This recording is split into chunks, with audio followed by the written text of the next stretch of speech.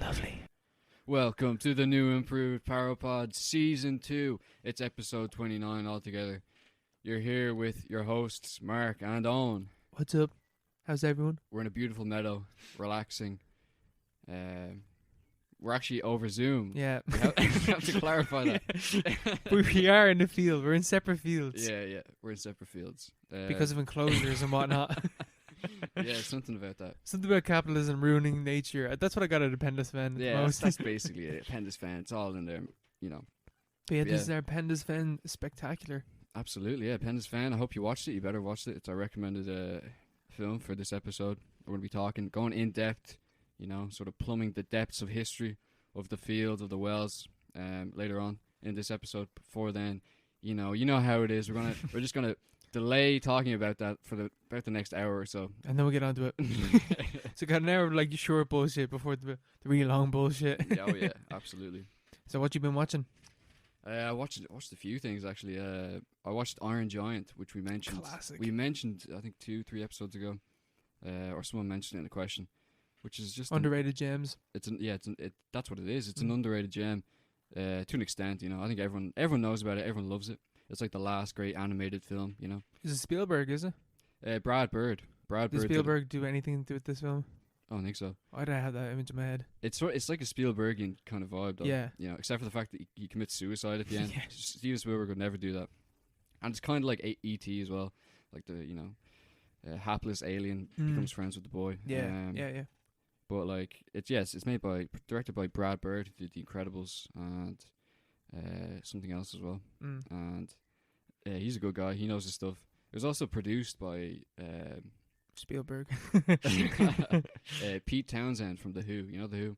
Oh yeah, I know The Who, but I don't know him. Is he like the main singer or something? He's got the big nose. You just described like every singer ever. Yeah, every British singer from the 60s.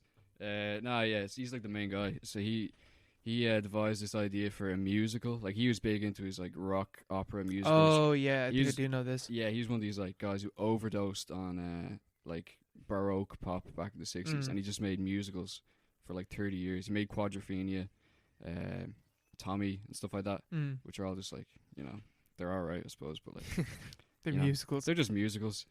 But he devised this idea to adapt Ted Hughes's novel, The Iron Man, from the 60s, and turn it into like a musical kind of thing.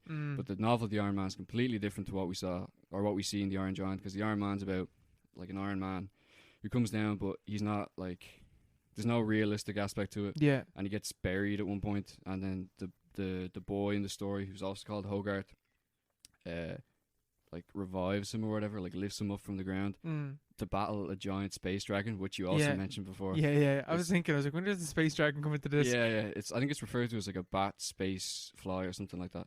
But basically, the Iron Giant has to battle this giant dragon to save humanity, and then obviously he wins, and the dragon goes off into space, and the beating of the dragon's wings reignites the music of the spheres, and it creates like a perfect harmony in the universe, and so all war ends on Earth. So basically, the Iron Man's a load of bollocks. And Brad Bird came in, and he was like, Pete, I hate your musical numbers, and I also hate the entire premise of this story. Like, it's too like magical and stuff. So he turned it into like the bare bones kind of Cold War paranoia fable that is the Iron Giant. You know? So good. A Cold War fable. That's exactly what it is. It's so good, you know. Like he's so lovable. He's so lovable. Vin Diesel is the Iron Giant. You know, this is before he was even big, before Fast and Furious and stuff. And he's so emotive. He only has, I think, 25 words in the entire film, but they all. That's perfect for Vin Diesel. Yeah, Groot and all that. He's great with that stuff. But like it's so. Is that why he was Groot? You say? Yeah, definitely. They're like, get the cunt that did the Iron Giant. Yeah, he did a great job. Get him to be Groot. But he only speaks like 25 words, but he's so emotive, and like the animation is so like fluid and like expressive and stuff. Like the Iron Giant is actually CGI. It's all CGI. Like really? none of that is hand drawn, but the rest of it is all like classically animated. That's not Disney. I thought it was Disney. It's actually Warner Brothers who made it.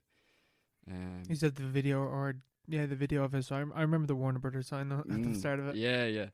And it's just great. Like the ending, the whole end scene, it's just stuff that you're just like, oh my god, Yeah, you it's know? home. Yeah, fucking Superman and stuff. And then obviously he stands in for something. I don't know what he stands in for, you know.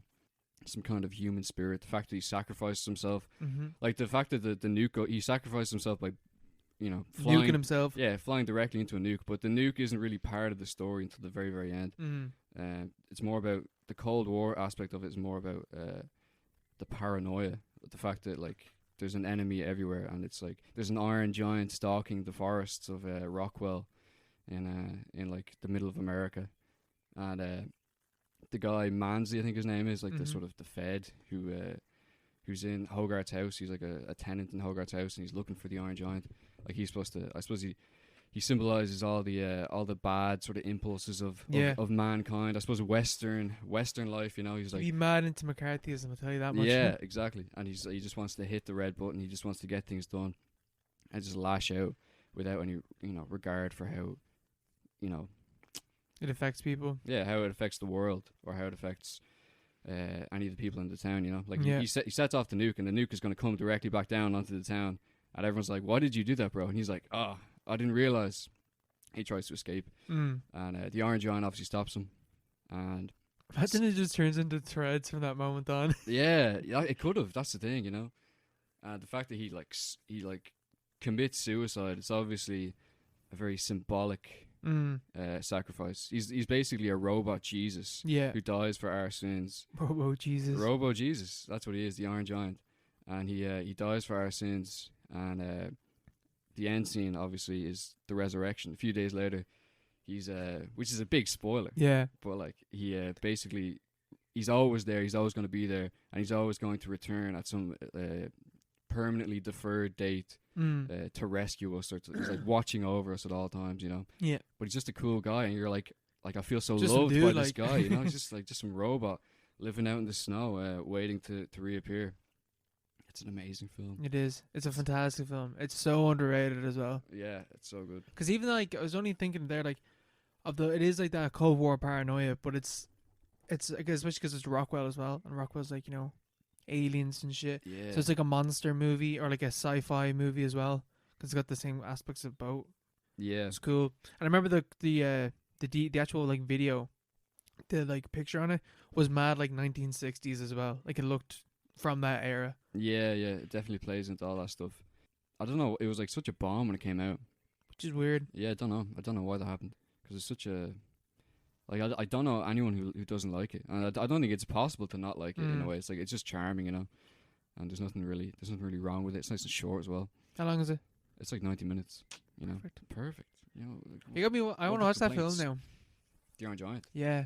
So good. You got me in a you got a goo on me. I've been watching the clips on YouTube for the past few days. I watched it on Saturday or Friday. I just replay the ending on YouTube now.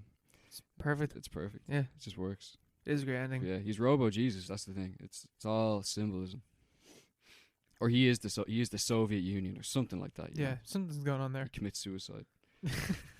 He doesn't say be good, like I said. Yeah, that was so understandable. Yeah, though, you know? I thought it was well. First of all, I was like, "That's E.T.," and I was like, "I've never." Then at the end, I was like, "I've never seen E.T." I was like, oh, "It's from fucking Mongo in Shrek 2." Another amazing sort of Robo Jesus. Yeah, he's basically the bread Jesus. Bread Jesus. He's the bakery Jesus. He's BJ. Big BJ. Big BJ. You love to see it. But yeah. Oh, Mongo. Something about giant friendly beasts that just you can't go wrong with it. True. Something comforting in them. Yeah. Yeah, no. Not as comforting as Saint Maud though. Oh yeah, yeah. What a cozy film. Yeah, yeah. It's very toasty, especially towards the end. Oh yeah, but, nice and hot. Yeah, another film about Jesus, really. Yeah, but I think it's like obviously she's a fanatic. Like man, she is terrifying. She is so fanatic, scary. You know, and she has this whole idea that she'll find salvation through pain and like suppression of her carnal urges and stuff like that. And you have so many scenes with I forget her name, like her. The person she's Dre? I don't know what her name is. Yeah, whatever her name is, but the one she's gay for or whatever. Yeah. And then what she's gay for. And when she's like putting her feet into those like nailed Converse. Oh man, that was awful. Yeah, that was like because that's after the point where she's sort of excommunicated. And then all this kind of stuff, and obviously the end, like the final Yeah, shot. we won't spoil that though. We won't spoil that, but it's all part of the suffering. Yeah. It's not our sins; it's more like social sins. Like she's completely, she's very, very lonely. She's nothing. She lives in this tiny little bedsit. She's no mates whatsoever. Obviously, she had some sort of traumatic experience in, As a student. yeah, in like a Or hostel or something. something. And obviously, she fucked That up. was so, man, that bit where like you find out what it is. Like, I went, like I felt it. Yeah, because it's such like a, it's like a really, It's really visceral and really Yeah. short. yeah, it's a really visceral scene as well. It's like her sort of giving in to her urges, and then this fucked up thing happens, sort of blurs the lines between them, you know. But yeah, she fucks up in the hospital, and obviously she's fucked up and she's sad and stuff. But no one seems to care. Even the one, the girl she runs into on the boardwalk, only seems to care like to an extent. Yeah. And when Only to be friendly, like. yeah, to be friendly. And then when Maud is actually feeling lonely and vulnerable, and she wants to talk to someone, she calls that friend and she doesn't pick up. Yeah. You know, on her night out, or she does pick up, but she's like, nah. She's like, I'm not interested. Yeah, fuck that. You know, she's completely alone, completely isolated in society, and that's where she turns. She turns to Jesus. Yeah, she's like Joker. Yeah, she's the nurse Joker, the Christian Joker. But yeah, it's such a, because when I was watching it, it was a little bit slow at the start, but I was like, what the fuck is going on? I was like, there's something weird about her. And then it was the moment I was taking notes, and it was the moment where she describes God's presence as being like inside of her and all around her, and being asked like, what does it Nice. feel like? She was like, it shivers and pulses. I was like, that was very like very sexual description there. I was like, oh, that's a cool, like, you know, weird insight into Maud. And then later on, when like God's presence is there, she like full on orgasms. And I was like, okay, this is not subtext. This is like literal text. Like That's like, just text it's at like, that point. Yeah, it's like there's no point taking notes of this film. Like it's just watch it. yeah, yeah. And it's an experience, and like it definitely benefited from me not taking notes. Mm. Man, this film is fucking mental. The places it goes, and the fact that like it never. I didn't notice up until a certain point that we never leave Maud's side. We are with her the entire way through this mad fucking trip that she's on, and I can't remember. It was like an hour. It was like the hour point or something, because this thing's only like 80 minutes as well. Yeah, it's not very long. So I think it was like at the hour point or like 50-minute point that I realized, oh shit, we've never actually left Maud's side. Like this is all from her perspective. And it took me that long to realize. Yeah, she's fucked. You know, she's crazy. But you feel bad. But also, it's like, well, you're just, you know, because she is sort of I don't know, ignorant as well. Mm. Like there's points where she slaps like this this woman who's dying because the woman calls her out on like On her her bullshit. yeah, on her, like, you know, 'cause she's sort of in denial about her sexuality or her urges, you know. Big theme in all those Christian films. I suppose religion altogether, you know. Like what's the tie there between the inner urge of the animal man and this sort of this institution, like the sort of codification of spirituality that is organized religion. And yeah, she's fucked, you know. She's not good. She's not doing good. I think she's Catholic, is it? Or something like that. Protestant, I think. Is she? I don't know. Because it's England, so. Yeah, I suppose. But yeah, it's a fucking crazy film. Like, it's just so intense and so visceral.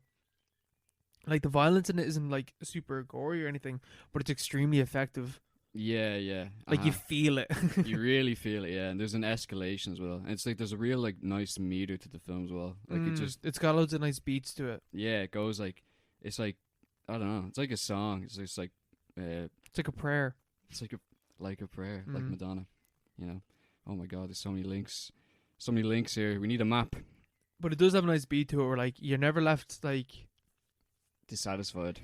yeah, never left dissatisfied or left bored or anything, because like by the time like when the scene takes place, like when the scene's over, it's over. Like it's nothing. There's no fat on it. That's what I'm trying to say. There's no fat. There's yeah. no fat on it. And everything that's in there is like belongs there, and has a purpose. It'll be addressed pretty quickly as well. Like nothing really, like there's like different interweaving kind of like threads in it, and they're all sort of resolved at different points. Like, you know, it's like bubbling up, you know. Yeah. And then it comes to a boil at the end in a very dramatic ending. Oh man, the Definitely ending is- watch it. Yeah, I recommend everyone watches this And you can watch it on, what is it, Rakuten. or YouTube. It's on. Oh It's yeah, on YouTube you as can well. buy it on YouTube. But I think you have to buy it on Rakuten and you can rent it. But yeah, and like I think it's also pretty cool that like there's like it's a story of like women basically. Like there's fuck all men involved in this, and I think it was directed by a woman. I think it's a debut actually. Yeah, Rose Glass. Yeah, which that's is an amazing Which is name. an amazing name, Rose Glass. That's just an amazing director, Yeah. Mrs. Glass. You're gonna be Miss famous Glass. if your name is Rose Glass. Yeah, that's inevitable. But and then the performances are unreal. Yeah, yeah. Is there any men? Oh, except for the guy she has sex with. And the dude that arrives in at the start or something, to drink with the girl Oh that's yeah, dying. yeah. Oh, that's the two fellas that are in it. Mm, That's it. that's it. Yeah. Yeah, it's great. It really got fucked by the pandemic as well. By like specifically the lockdown in like September or August, Yeah, whatever that was. Yeah, it 'cause was this supposed to be film- released. this film would have been huge if it did come out in cinemas properly. Like people would have talked about this as it would about Hereditary. Guarantee, I would say. Yeah, same producers as well. It kind of got A24. fucked, and it's so disappointing because this film deserves like. I don't know if I prefer this to Hereditary. I think I'd have to watch this again, but there's definitely more to this in a way than Hereditary. If you know what I mean. Yeah, I definitely prefer Hereditary, but this is really good. Saint Maud, it's definitely something you should watch. You know, it's better than like pretty much like 99% of horror films Yeah. out there. You know, so that's good enough for me. I'll give it a watch again. It's just pretty hard to find right now. Yeah. You have to buy it. Like have to I buy would it have or rent assumed it would have got a deal with Mubi or Netflix or one of them at this stage, but not yet. But I assume it will, and then it'll get another life as well. I hope it does. Another bounce. I feel like Amazon might pick this up. Yeah, it's sort of an Amazon kind of. Yeah, it has a vibe off that. kind of a Prime vibe. Yeah, prime vibe, premium horror. Yeah. It is good though. But I don't know if I prefer. I think I would prefer Hereditary because I've watched Hereditary 3 times, but at this stage, man, it's starting to drag a little bit. So, Yeah. but like again, haven't watched many films 3 times. Yeah, I think I've only watched Hereditary once through. Back in the day. I can let you mind. You should hit it up again. It's on Netflix, sure. Yeah. It's just such a commitment, you know. It is, yeah. Like It's what- like 2 hours as well, Yeah, 2 hours. Come on, man. Ari. and you feel it Aster. like as well. Yeah, like It's pretty chill slow. out. Chill out, bro. But it's fucked. Yeah, it's fucked up. Good folk horror. Yeah, exactly. Folk horror. That's what it's all about. This is sort of folk horror as well, you know. Yeah, it Not, is. Yeah. You know, just anything. You sort of say most things are folk horror, but like the religious aspects of it, and the fact that it's tied to her sexuality and stuff like that. And plus, it's set in the city as well. There's a lot of scenery in the city. Yeah, Coney Island, Yeah. like that casino place or whatever. Yeah. So Which it's I guess is just like Desire. Yeah. And Yeah. she's like, oh my god, I want to go there, but I promised myself to Jesus or whatever. Mm. And it's like that contradiction, that sort of tension that's all the way through it, you know, and through all those sort of great films Mm. like The Wicker Man and stuff. So, Yeah, I feel like because it has like kind of Babadook vibes to it in a way, but not like the Babadook. I think this is better than the Babadook. this is way Or better than Babadook. The Babadook. Who says that? Babadook. Babadook. But it is. I think this is better. It's such a weird fucking film as well, and it's uncomfortable for the most part. Like even when shit isn't hitting the fan, it's still unbelievably uncomfortable, Yeah. and it escalates in a really like nice way. Because like when she's alone in that bar drinking, like that's really upsetting. Yeah. It's like because it's Been so there. it's so It's so self-destructive relatable. as well, and it's so like desperate. Yeah. You feel so bad for her, you know. Like, it's Nothing's going right for her. yeah, she's just fucked up, and Jesus isn't helping her, you know. It's like, but she still finds him anyway. Mm. You know, it's great. It's great. Everyone should watch it. Everyone should watch it. It's like the best horror version of Joker there is. Of Joker. Everything's just Joker. Everything's just a different version of Joker. Yeah, there's Iron Giant, same story. Yeah, it's basically the same thing, you know. Joker. Yeah. Oh, what else have you been watching? Speaking of a film that's sort of like Joker, Rise of the Planet of the Apes. Caesar is basically like a monkey Joker. Oh yeah, You know? man. That's one I. No wait, Dawn. I haven't seen. That's one I've like watched, but I haven't properly watched. If you know what I mean. Mm. Like I've seen it, but I haven't watched it. Do you know like the main beats and Yeah, stuff? yeah, I know the main beats, yeah. Uh-huh. Coda or Kojba or whatever the fuck his name is. Bad- Caesar. No, the bad monkey in this one. He's not really in it. Like, What's his name? there's no bad monkey really. No, the guy that starts the war. No, that's Dawn. Oh shit, I'm thinking of Dawn. Dawn. Yeah. Wait, did Dawn come? Dawn was second. Rise is Oh. first. Dawn and then War with Woody Harrelson. I And feel like that they're the wrong way around. what? I feel like they're the wrong way around. Dawn and Rise. Yeah. Okay, Dawn of the Planet of the Apes is one I've seen. And I've watched. I've Mm. seen, but I haven't watched. If you know what I mean. Yeah. Have But you seen Yes, Rise I saw that in the cinema. with James Franco, Yeah, the big man? it's pretty good, isn't it? Yeah. John Lithgow's amazing in it. Yeah. It's like, it's not even like that good a film, but like, No, it's only alright. yeah, it's only alright, but it has like certain scenes that are just, Draco Malfoy acting like a cunt. yeah, acting the bollocks with Caesar, and it's like it's pulled off so well. It's one of those like it's like a sequel, but also a prequel and a remake at the same time. And a reboot. Yeah, just the way that like the timeline of the Planet of the Apes works. Like this is set in the same universe as the original film, and it even shows the spaceship that is in the Icarus, which is in the original film. Yeah, that's leaving. That's they show that leaving Earth, and they have a news report of the Icarus has gone missing in space and stuff like that. But like it's so it doesn't like play up to stuff that's come before. Like it's completely its own thing. Even with the scene where like he stands up and he speaks, Caesar speaks. Like that's one of the best sort of like twists. Like it's not even like that unexpected, but the way it's done is so good. You know, What's like, his first words? No. Oh shit. No, because he's getting fucked up by Draco Malfoy. And at this stage, he's like, And he roars at him, doesn't he? yeah, but like the line before he says it, Draco Malfoy goes, or what do I keep calling Draco? Like his character, he's like, It's Draco Malfoy it's though. basically Tom Felton is his name, but like he's Draco Malfoy. Because even in this, he's a cunt as well. Yeah, he's just bad guy and everything. But he goes, "Get your stinking paws off me, you damn dirty ape." Which is like obviously a reference to the first film, and you're supposed to go, look, it's the first film. But then straight away, the next line after that is just Caesar speaking for the first time ever, like a monkey or a chimp speaking for the first time ever, and he goes, "No," and like suddenly the entire universe of that series completely, completely like turns upside down. And it's not, it's like that's not in the original films. That's something they put in there themselves. That's an original scene, and it's the perfect way to do that. You know? It is. To, like, pay homage and like to sort of elevate it. Yeah, call back to the original, but still elevate it and like push it into a completely new direction. And it's like I think it's like the second act break. It's like the parts after that are like the third act. Like all the acts are really like sort of distinct as well. Yeah, they are. It's got a good like 3-act structure to it. Yeah, it's like very clear. But that second act break where he just goes, "No," it's like you're like, "Oh, You feel Jesus!" it, yeah. It's like wow. And all the shots after that is just, I think the first one is Tom Felton looking fucking shocked, and then it's his mate up there. He's like, "What the fuck is that?" And then it's the gorilla. And he's like, "What?" It's like, "We can talk." It's like complete. It just sort of encapsulates that sort of feeling of, you know, the ground falling. Jesus speaking for the first time. yeah. Fucking hell. You know, he's basically the monkey Jesus. Yeah. You know, he wakes everyone up, and suddenly like anything is possible for the rest of the film. Like you don't know what's gonna happen.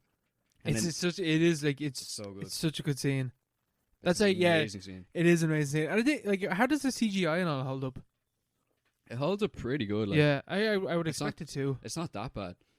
Like obviously Caesar's expressions, like his face is way more detailed than the other primates. So they hold up pretty much perfect. Like the orangutan just looks like an orangutan. He looked amazing. I remember seeing that in cinemas and being like, that's an orangutan. Yeah, Maurice. And then the gorilla looks like a gorilla. And all the chimps look pretty good. But like Caesar's, like his face is so detailed that you can see how it's aged, but at the same time it doesn't really matter, you know. Like his body looks fine and swole, is it? he's pretty hench in this, you know. Chimps, they're powerful creatures. Did you ever see one of them shaved? Yeah, man, it's terrifying. Yeah, I seen one that went insane, and he like plucked all his hairs out, and he's just like he's like naked, but he looks like a human that just has like an ape face. But he's hench, yeah. Like they're so strong. 0% fat, like pure muscle. Yeah, man, it's terrifying. They are scary, you know. The stuff they get up to as well. They literally like they're so strong they can just rip your limbs from your body. Like that's how strong they are. Yeah. And they like there's a scene at the end of the battle on the bridge in Rise of the Planet of the Apes where the gorillas like charge at this school bus, Mhm. and there's only 5 of them, but they push the school bus like all along, all the way up to the cops who are Mhm. waiting beyond the mist. Like that's the actual strength of a gorilla. Like a gorilla can pick up a car. Yeah. That's how strong a gorilla is. Like a car. Yeah, That's car, heavy. like That's really heavy. Like how did they evolve? How did we lose that? First of all, you know, yeah, and you like, why like, were we so weak? and you're not gonna be able to pick one of them up either. A gorilla. No, not even a gorilla, like a chimpanzee or Oh, a chimp. yeah, Like yeah. you're not picking even those things up. Oh Jesus, they'd fuck you up. Yeah, They'd would. fuck you up. Like they're fucking heavy. Yeah. They're intense, you know. But like they're gonna inherit. How this tall are earth. they? Like, because they're pretty big in Planet of the Apes. I think they're like, I don't know, because they can they don't really stand up Yeah. straight, you know. At the end of it, I'm looking this up. he stands up straight next to James Franco, and he's the same height. But most of the time, he's like, "Arr," you know, on his knuckles and stuff. So you don't really see it. 5'5". 5'5". I could take that. I could take- That's one animal I would not fuck with. Yeah, they're intense. Like their hands are so big as Yeah, well. 40 to 60 kg. Wait, they're not What? that big. 40. What? 40 to 60 kg. I thought Is they that were way A bigger. chimp. That's a chimp. That's not a chimp. 40 to 60 kg. That's lighter than me. Like. This is just showing me monkeys. Yeah, we're looking for a Like ever chimpanzee. seen those videos, like Oh, those street videos from India where they have like fucking, you know, those little macaque monkeys that run around in the cities there. A chimpanzee, 1.7 meters. That's more like it. There you go. So yeah, ever see those little monkeys in India that run around and they play pranks on like the locals? Yeah, and they they'll- rob them. Yeah, they'll jump up and they'll like push them, and they push them over and then run away laughing, like just for the kicks. But like when they push them, they go flying. Like those people, those little monkeys are fucking heavy. Yeah. They're hench, you know. They're strong fellas. 1.7 meters is only 5'6". 5'7". Only 5'7". 5'7" is still pretty Caesar, fucking we're big calling though. you out, bro. 5'7" is still pretty big though. James, how tall is James Franco then? I don't know. Caesar's different. He's like a human kind of ape, you know. But yeah, he's like it's just a great, it's like a classic story, you know, like the underdog, the revolutionary ape, you know, Che Guevara of our time. the Che Guevara of monkeys, of the apes. Yeah, it's so good. Actually, this is probably my favorite out of the series. I love every film in the series. It's a good series. It's a very good series. It is. It's Very no right to consistent. be no right to be as good as it is. But this one's like, I just have a real soft spot for like how well they pull things off. Mhm. Like maybe not like it's like as a whole it's a great film, but like And they're sad as well. yeah. Like the John Lithgow. He's Yeah, that's sad. demented. He's like losing his mind and he dies in James Franco's arms. It's like, oh my god. John that's Lithgow's sad. so good. He's so good. Yeah. He's the reason why I watched the next season of Dexter. Oh, he's the Trinity killer. Yeah, that's the best season in that show. Holy shit! And it's all because of him. 'Cause he's amazing. Yeah, he seems like a nice guy. Like. That thing is like he's the only reason why you should watch Dexter, and you should only watch one season of Dexter, and it should be that one. Just because he's so fucking scary. Yeah, he's a But good in man. this, he's so like helpless. Yeah, in a way. he's demented. He has Alzheimer's. That's like the whole motivation. We gotta give you know, the chimps all this crazy brain drug. Nothing could go possibly wrong, you know. And then everything goes wrong. Yeah, shit hits the fan. And then there's the whole pandemic aspect as well. It's pretty funny. Oh no. Yeah, sort of had to mention that with any pandemic film these days. Is Gary Oldman in the second one? Yeah, he is, and that Australian guy with the nose. Can't remember his name, but he's also in it. Yeah, Gary Oldman's really good in the second one. Second one's is Oh yeah, I know the guy you're talking about. Yeah, Yeah. the main dude kind of. yeah. Yeah. Second one's good, better than the third one, I think. Third one Yeah. is all over the place. Yeah, I it think- kind of is. Yeah, it's like fucking It's a- ape concentration camps and stuff. Yeah. It's like chill out, like Yeah, kid- relax. yeah, relax. Just they should just cut straight to the point and get to the basically just remake the original. You know, follow the spaceship as it lands into I think that was the the planet plan. of the apes. Or that is the plan. Yeah, but they got it bought up by Disney, so God knows what they'll do now. What else have you been looking at? I watched a bit of Darjeeling. Darjeeling Limited. Jesus Christ, Darjeeling. I can't pronounce that. Darjeeling Limited. Darjeeling Limited. Darjeeling. Adrian Brody. Darjeeling Limited. Wes Anderson, 2007 or 8 or 6. Can't really remember. It's good. It's very good. It's a very cozy, good vibes off it. I've never Um, seen it. Never seen it myself. yeah, because like with Wes Anderson, I think the only time I ever remember watching one of his movies was like Grand Budapest. I think that's the first time I was like, okay, I'm watching a Wes Anderson film. Like this is what Wes Anderson does. He does, quirkiness, symmetrical, weird angles, very straight angles, like tons of props and stuff, ensemble cast, whatever. Is this like that? It is like that, but like with Isle of Dogs, like I fucking like I haven't seen it since I watched it originally, but I found that film like boring as fuck, and to the extent where like I was like, do I even like Wes Anderson? And like retroactively made me not like his films. But then I watched the Fantastic Mr. Fox early last year, and I joined that, and I watched this again, and it's like revitalized my love for like Wes Anderson films. Oh, really? I still think All the Dogs is fucking awful, but like this is really good, and like Owen Wilson's really good in it. Jason Schwartzman, who the entire time I thought it was Luke Wilson. Yeah, they look so similar. Bright. Luke Wilson is like the same height as Owen Wilson, but Jason Schwartzman's like pretty short. Small, yeah. And I was listening to my family. We were like, "How the fuck did they make Luke Wilson so short? Like that special effects is amazing." And it's only today. Like I watched this on Friday. It's only today that I realized, oh shit, it's not fucking Luke Wilson. It's Jason Schwartzman. And Adrian Brody's in it. And it's really weird because like when we were watching it, we were like, Luke Wilson looks like he's closer brothers with like Adrian Brody than he is with Owen Wilson. But it wasn't fucking Luke Wilson. But Jason Schwartzman looks like he's related to Adrian Brody in this movie. Like they look alike, but then Owen Wilson stands out. Yeah, they sort of look similar. Jason Schwartzman, Owen Wilson. They do. Like they look like they're It's maybe brothers. the noses. The It noses is the noses film, and yeah. the eyebrows. Yeah. I've never seen that. I remember it when it came out. I remember they had the UCI used to have this big poster that was up way after the film had left cinemas. It sort of scared me back when it was out. Because I didn't know what it was about, Yeah, it does a really good fake out at the start. Where Wait, what is it about? so the opening scene is we're following Bill Murray, and Bill Murray is late for his train, and so we follow him, and he's chasing after the train, but then all of a sudden Adrian Brody like overtakes him, and the camera just follows him. And then he hops onto the train, and we never see Bill Murray again until the end of the film.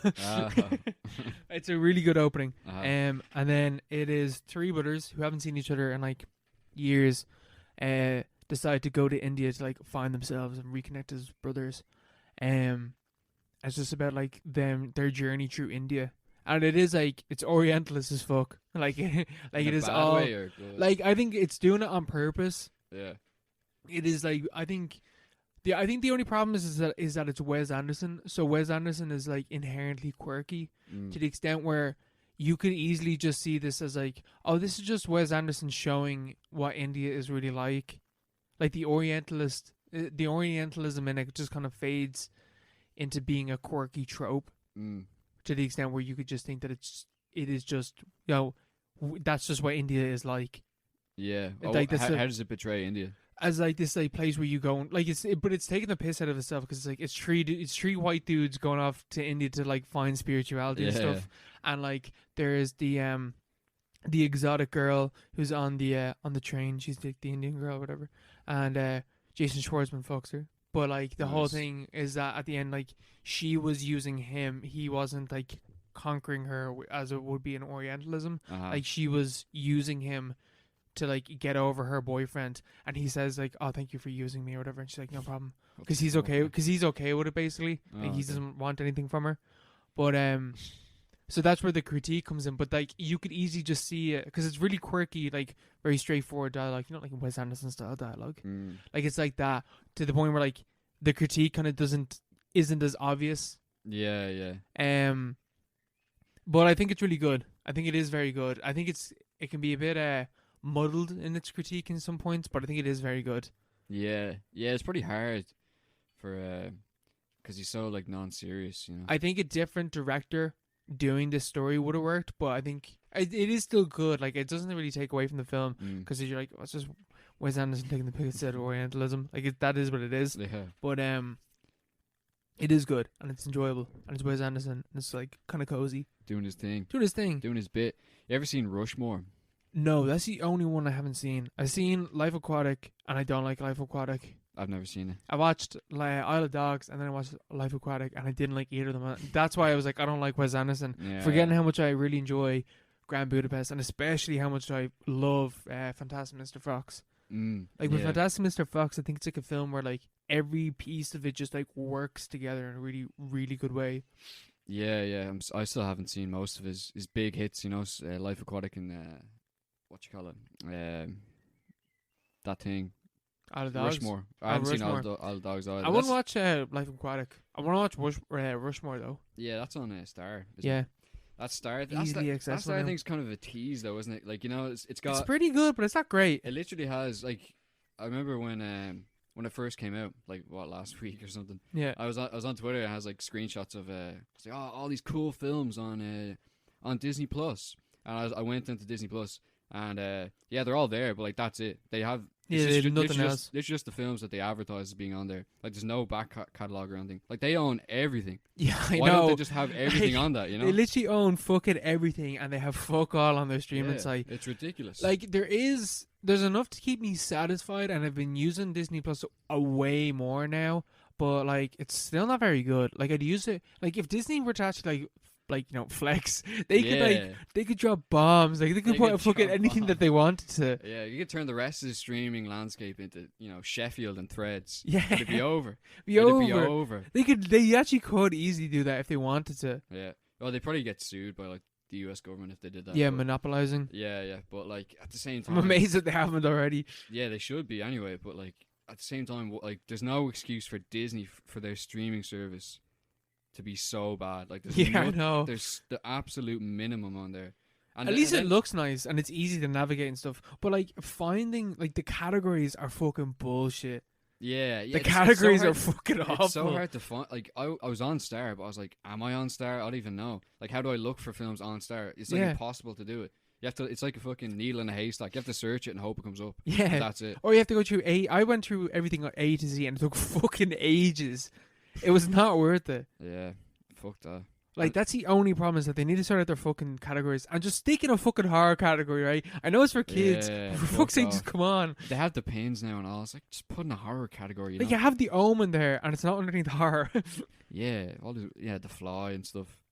And the Fly. Oh my! I can't believe Disney Plus has the Fly. And they've the second Planet of the Apes. Put the rest of them on there, you know. Yeah, I don't want to watch Dawn on its own, you know. Load of bollocks. it's so annoying, and I think, like, I hope that they don't, but I'm all right with them doing it as well because like you would like kind of end things, but I think they'd up the price again though if they were to do that.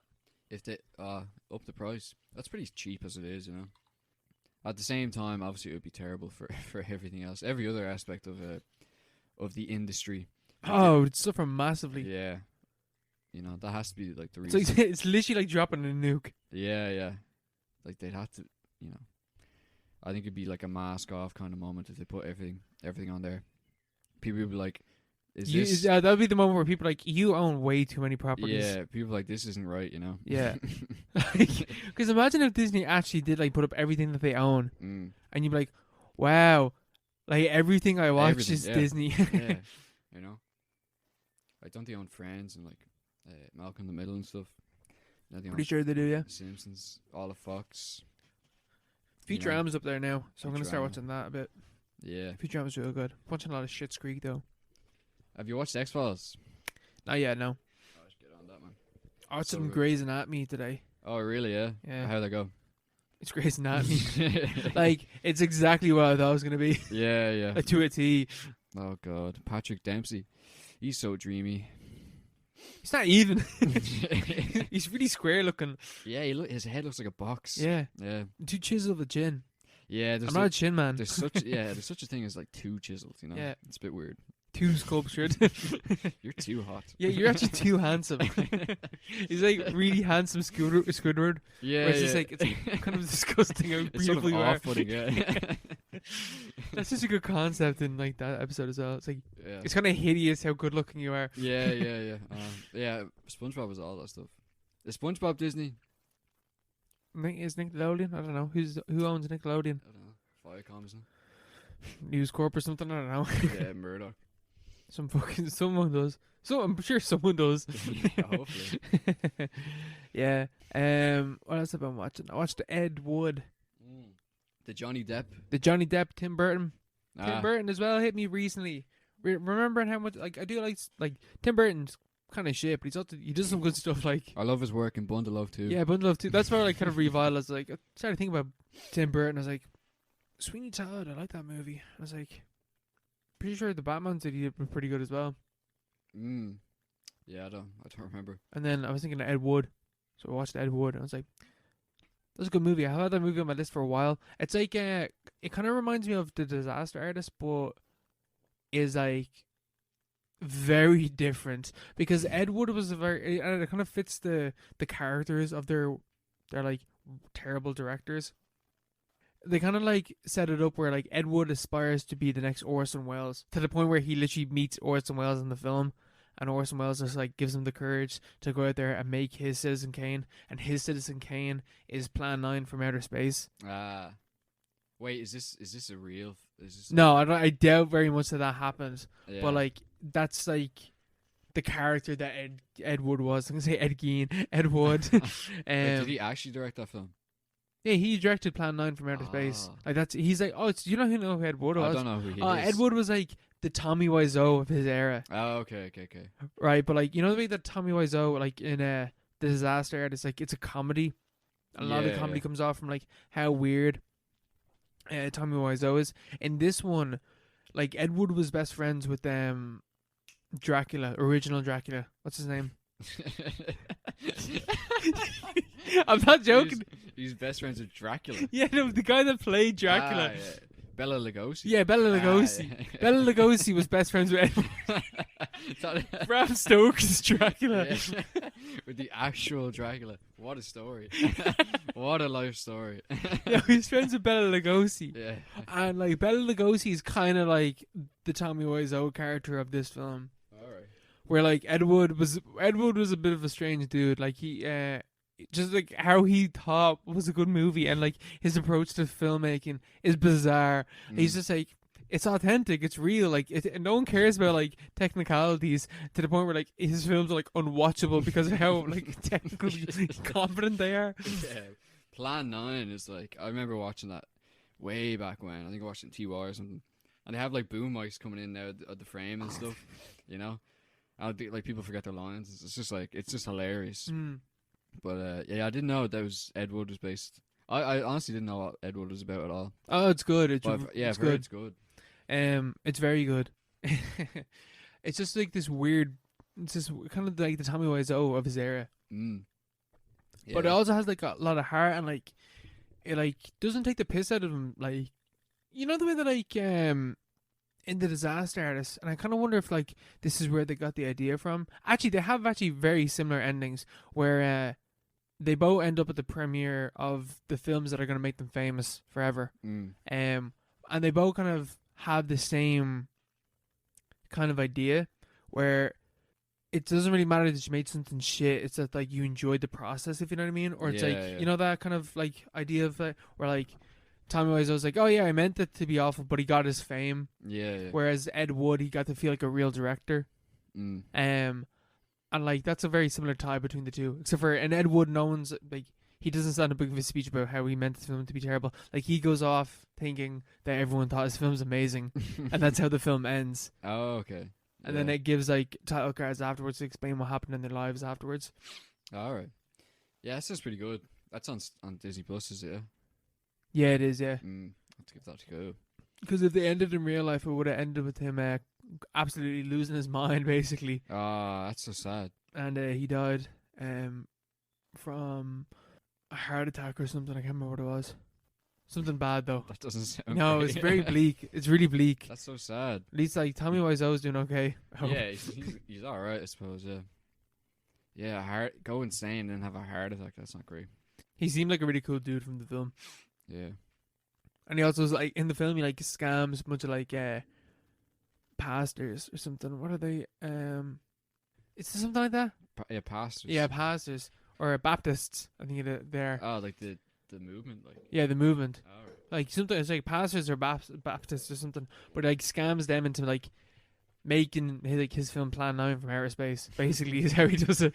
The Baptists. God bless. And they're them. like, should your movie like? They're like, if you start like the way that you shot that there, like they come in during daytime, and then the next cut, all of a sudden it's night, and he's like, yeah, and they're like, should you not like fix the continuity of that? And he's like, no, it doesn't matter. No one's gonna notice that.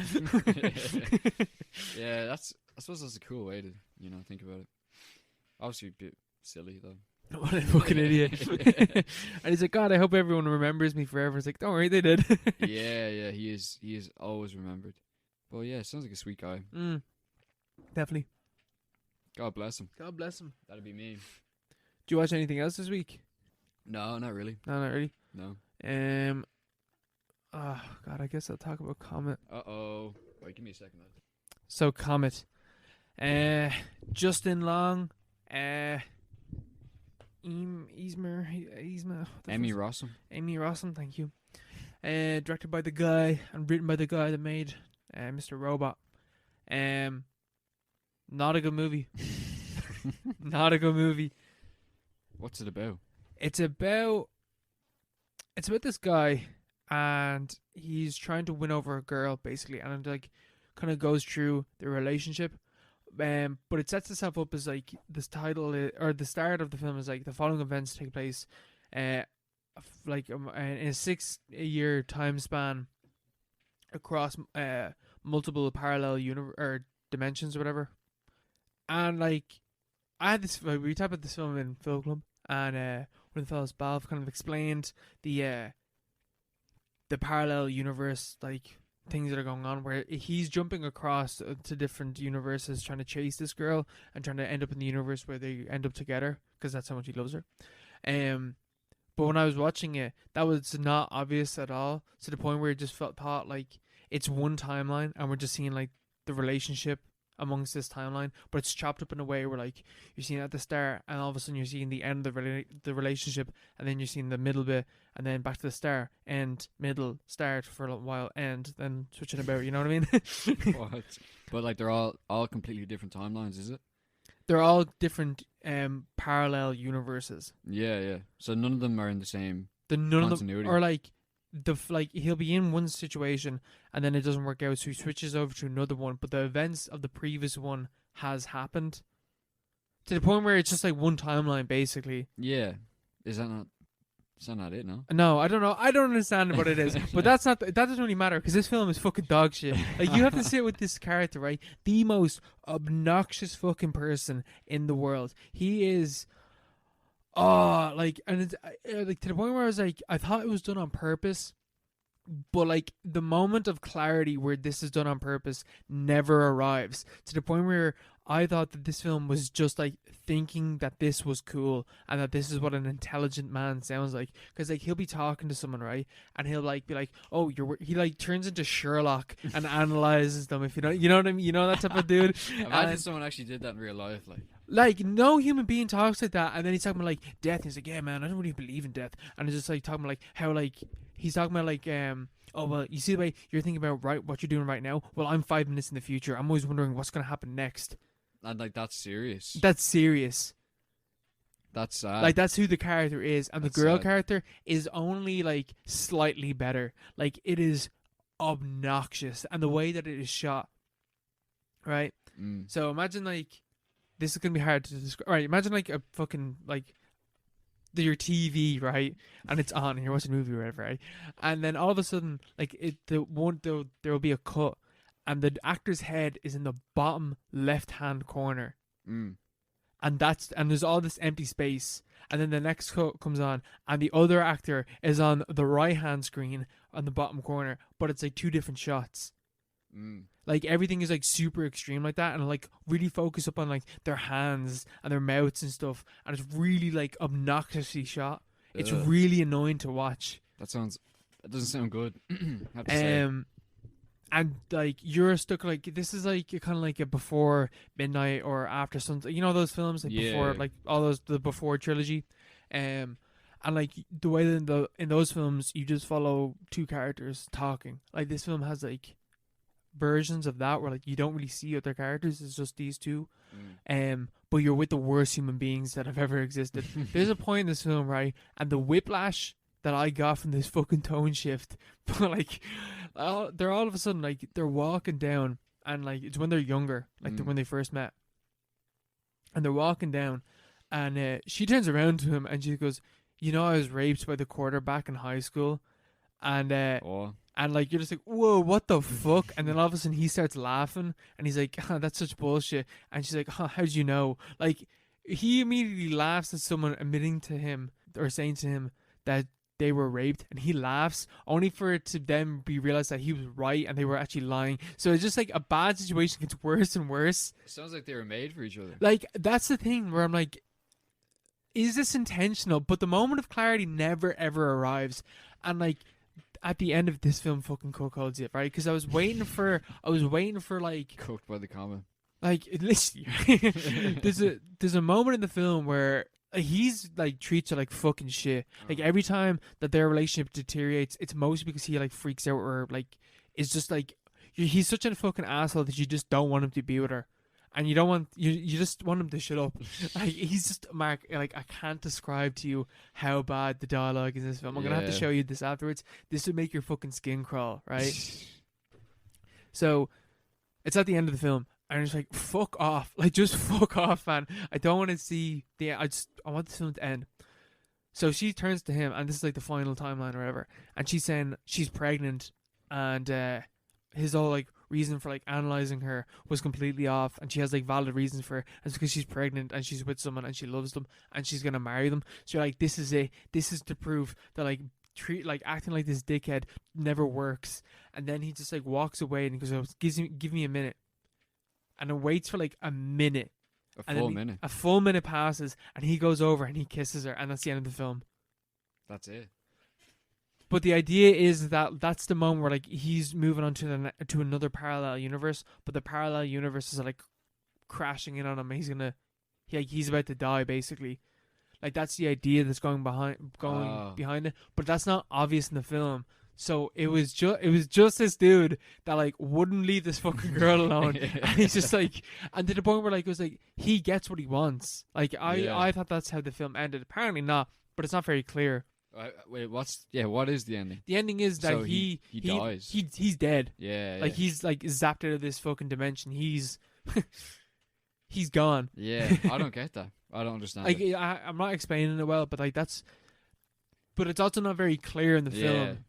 And he's just the fucking worst. Like this film is an hour. Like I was 20 minutes into this film, and I was thinking about just turning it off. 20 minutes in. I finished it. It took me 3 hours to watch this hour and a half long film. That's not good. No. That's never good. Where'd you watch it? It's on Prime. I just because I read up, like I read the Wikipedia before this. I didn't really get it. I didn't really understand what the point was, but it's like a critique of like films like Eternal Sunshine and 500 Days of Summer, like but they're critiques, or like of like Before Sunset or whatever. Yeah, but again, like they are kind of critiques of that genre, but because of that, they kind of became a genre in and of themselves. Yeah. These like kind of like smart, marks, like rom-coms or smart romantic rom-coms, films. Yeah. But this is just obnoxious and it's just annoying. Like, you ever been in Workman's and you sit beside someone and you just want to get away from that conversation? Yeah. That's an hour and a half of that. Like, that's what you're stuck with. An hour and a half. You can't even drink. No, you can't even drink. Like, you can't do anything. Can't get a red room. Yeah, that's sad. It's bleak. That is bleak. That doesn't sound like a good time. No, it wasn't. It was fucking awful. It was fucking awful. Fucking hell, I'm so sorry, Liam. I'm so sorry. Oh, God. Yeah, that Jesus. I never even heard of this. No. Yeah, Justin Long. He just has. He's just an incel. He is. He's always an incel in like every film, isn't he? Yeah, I think that's just his character. He hasn't been anything in so long though. Not since Dodgeball. Yeah, he was in that film Walrus. Remember that? Yeah, that was fucking awful as well, wasn't it? I don't know. I've never heard of one good thing about that film. Yeah, it doesn't look good. I've heard it's just like universally shit. Yeah. What a shame. What a shame. Because Kevin Smith's pretty cool. I'm pretty sure. Is Like he? I've heard like stories of him on podcasts, and he just seems like a cool dude. Seems like a cool guy. But in terms of like filmmaking, you know, he's kind of whatever. Yeah. I've never even seen. I've never seen one of his films. Yeah, was it Mallrats and Clerks. Clerks, yeah. And Jay and Silent Bob. I think he's another one. Yeah, he's a few. He's a what was it? Was it? It's not Let's Be Cops. It's one of those cops films with Ice Cube in it.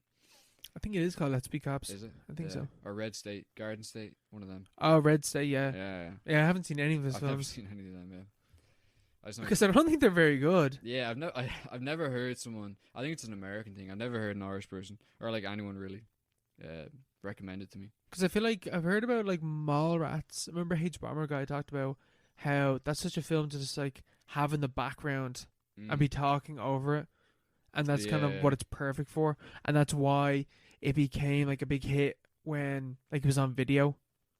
Because no one was going to go see this in fucking cinemas. Like, this is not a cinema film, but it's a film to have in the background at home and just kind of like listen to it.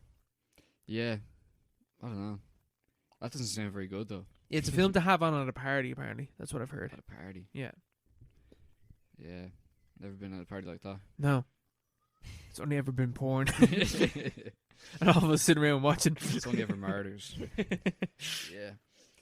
Fuck that. Yeah, fuck that. Father, when you heard the call of God, was it a real voice? Any voice you hear is real. But outside your head, was God's voice to you outside your head? No burning bush, if that's what you mean. Joan of Arc heard voices. Joan was a witch, The English only burnt her for one because she was a patriot of France. an official patriot, and French saint now. What was she? There is some evidence that she might even have not been Christian, but that she practiced what is called the old religion, the primitive religion of the villages and fields. She worshipped the devil. Stephen, when a church, any church, goes to war against an older god, it has to call that older god the devil. And we're going straight into it. We're going straight into our recommended film of the week. Penda's Fan, 1974, BBC, Play for It Today. Written by the playwright and classicist David Rudkin. The film follows Stephen, an 18-year-old boy whose identity, sexuality, and suffocating nationalism unravels through a series of strange visions. After its original broadcast, Penda's Fan vanished into unseen mythic status, with only a single rebroadcast in 1990 You got this. You got on this. Channel 4, sustaining its cult following. With a DVD released by the BFI in 2016, Penda's Fan has now become a totemic object for those interested in Britain's deep history, folklore, and all that fun stuff. So yeah, I hope you watched it. This is one of my favorite films ever made. It's like it has everything in It it. has everything. Like it's just like that's like Has everything we like in a film. yeah, everything. I saw a really great comparison, or I heard a really great comparison on a podcast like last week. I think it's called Cosmic Shambles. They had an episode on Penda's Fan, and they talked about it in terms of an orchestra, and music is a big thing in the film. It has like sort of 5 or 6 main themes. It's like music, politics, Religion, spirituality, the landscape, and something else. sexuality. Yeah, but basically it's like they're all like different instruments playing the same sort of song, and the song is Stephen's coming of age, his story, like how he sort of finds himself, but he's not just finding himself, he's finding England, he's finding true England, and a deeper truth within himself and all of us. So it's really good. What did you think of this film? This is like same as your last time where you recommended Peeping Tom. One of the best films I've ever seen. Like honestly, I agree with everything that you said. It's amazing. This film is amazing, and it's like because it's a short film, but it feels kind of long in a certain way, but like in a good way. In a way that like you feel like you spend time with Stephen and you know who Stephen is and you know what he stands for, and then you see the development and how that changes, and it's really amazing and how that ties to England's past and also in a way like what England could be in the future, and that Yeah. kind of and that replicating itself across like all countries, all modern day countries, that like you could be something different, you could have more freedom, you could be who you are, Yeah, that yeah. like a lot of people can't be, especially Stephen, because Stephen's obviously dealing with a lot of you know, nationalism, and that being tied to, you know, what kind of like what is a true man, and you know, that being, you know, maybe being homosexual doesn't tie with what he thinks a man should be, or even his religion would frown upon that even further, and how that ties to, you know, everything else in a really amazing way. It's oh man, there's so much to talk about in Yeah. this film. It's almost a problem because I don't know where to like. Yeah, I don't know where to start. Where do you start with something like that? Because it's like every line and every theme, everything it's trying to say is like so fully realized and so expansive, and you can just sort of go in any direction really. Yeah, And it'll just go on forever. Yeah, it's definitely. I think it's definitely about modernity, you know, Yeah. and the sort of tension between what we conceive of as as ourselves right now, and the fact that, you know, we weren't this before, and the fact that, like, you know, the obvious conclusion of that, the obvious maxim, is that we're going to be something else entirely in the future, always becoming something else. mm-hmm. And I think Penda, like, it's from the title, the ancient pagan king, the last pagan ruler in England, who fell in, I think, 655, so quite a long time ago. And he's sort of symbolic in the film because he represents the contradiction of nationalism and Englishness, Yeah, and the fact that this guy who's like so like authentically English and like connected to the land, like as much as anyone is today or ever has been really, but we don't know anything about him. He didn't speak English. He wasn't a Christian. We don't even know how he died, why he died, what he believed in, or like who his followers were and stuff like that. It just sort of demonstrates through Stephen like how you sort of have to come to terms with this sort of alien within yourself, yeah, which is inherent to everything that we've come to see ourselves as today. But yeah, it's there's a lot in it, you know. I think music is a huge thing as well. yeah, definitely. Music is actually pretty big. That scene is so intense Which one? when he's playing the music in the church Oh yeah, yeah. on the organ. That film is so intense and like builds up in this really amazing way.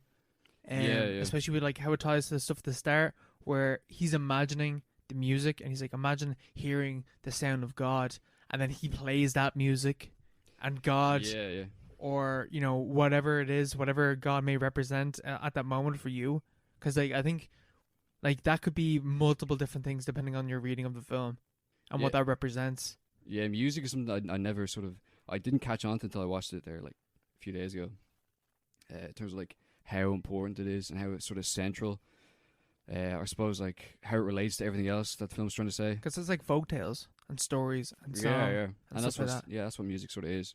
And so like sort of culture so like foundational in terms of Yeah, nationalism. it's specific per culture and per Yeah, 100%. Like Stephen is like a fucking loser. He's a nerd. He's like completely He's a fucking incel. Yeah, he's so unlikable. He's a horrible person, and he's like this really like he's like a little, piggish he's like a little Tory. fucking Ben Shapiro loving Tory. Yeah, in the 70s. So like he's all about you know, proper sort of Englishness and you know, don't step out of line, stuff like that. Like he's against the strikers. Like this was released in the context of The 70s. of 74, but specifically after the 3-day week, which is when the strikers and the government came to like loggerheads, and the government sort of struck out against the strikers and decided that like homes in Britain would only be allowed electricity for 3 days a week for all through Christmas. So people had no like heating, electricity Jesus. for half the week, all through Christmas. This came out I think 2 weeks just after they lifted that ban, but there's a general election in the February, and it was the Tories that had sort of provoked this confrontation between Labour and the state, and they basically lost this confrontation because even though they cut off electricity to half the country for half the week, people still voted the Tories out that election. Yeah. Even though like it was supposed to be the strikers' fault that there was no electricity. So it's sort of this weird moment in time where it's like things could have really like literally could have gone either way. Yeah. Like the strikers had just defeated the government basically, and the people were on their side, and you're thinking like, which way is this gonna go? And Yeah. like that's the context of Penda's Fen, I think. Yeah, it opens with him like looking out on the hills of England, and he's listening to "Dream of Gerontius" by Edward Elgar, who was like he's like the sort of composer, The like Beethoven of England. yeah, he's like the national composer of England, and "Dream of Gerontius" is like a really personal kind of piece about a man who dies and he meets God, and it's a very personal thing. Like it's all about the personal ecstasy of him, like the moment when he like, Here's the voice of God. the moment of that meeting, and it's emblemized in the music.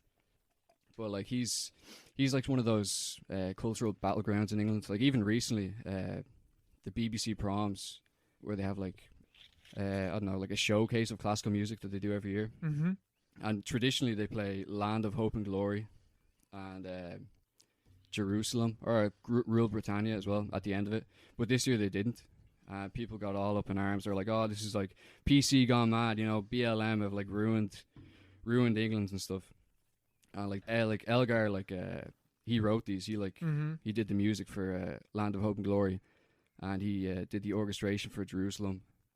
But like the Tories stepped in, and like there's a big thing with Nigel Farage and Boris Johnson being like, "Oh, the BBC are ashamed of our history," and like this isn't right.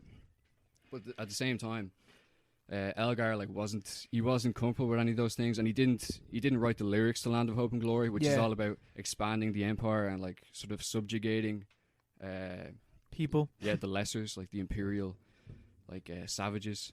So he wasn't interested in that kind of thing. It was all about the music for him. And Jerusalem itself is like sort of it's like an unofficial English national anthem, like aside from "God Save the Queen." But it was written by William Blake. It's a poem by William Blake, who's like a romantic poet.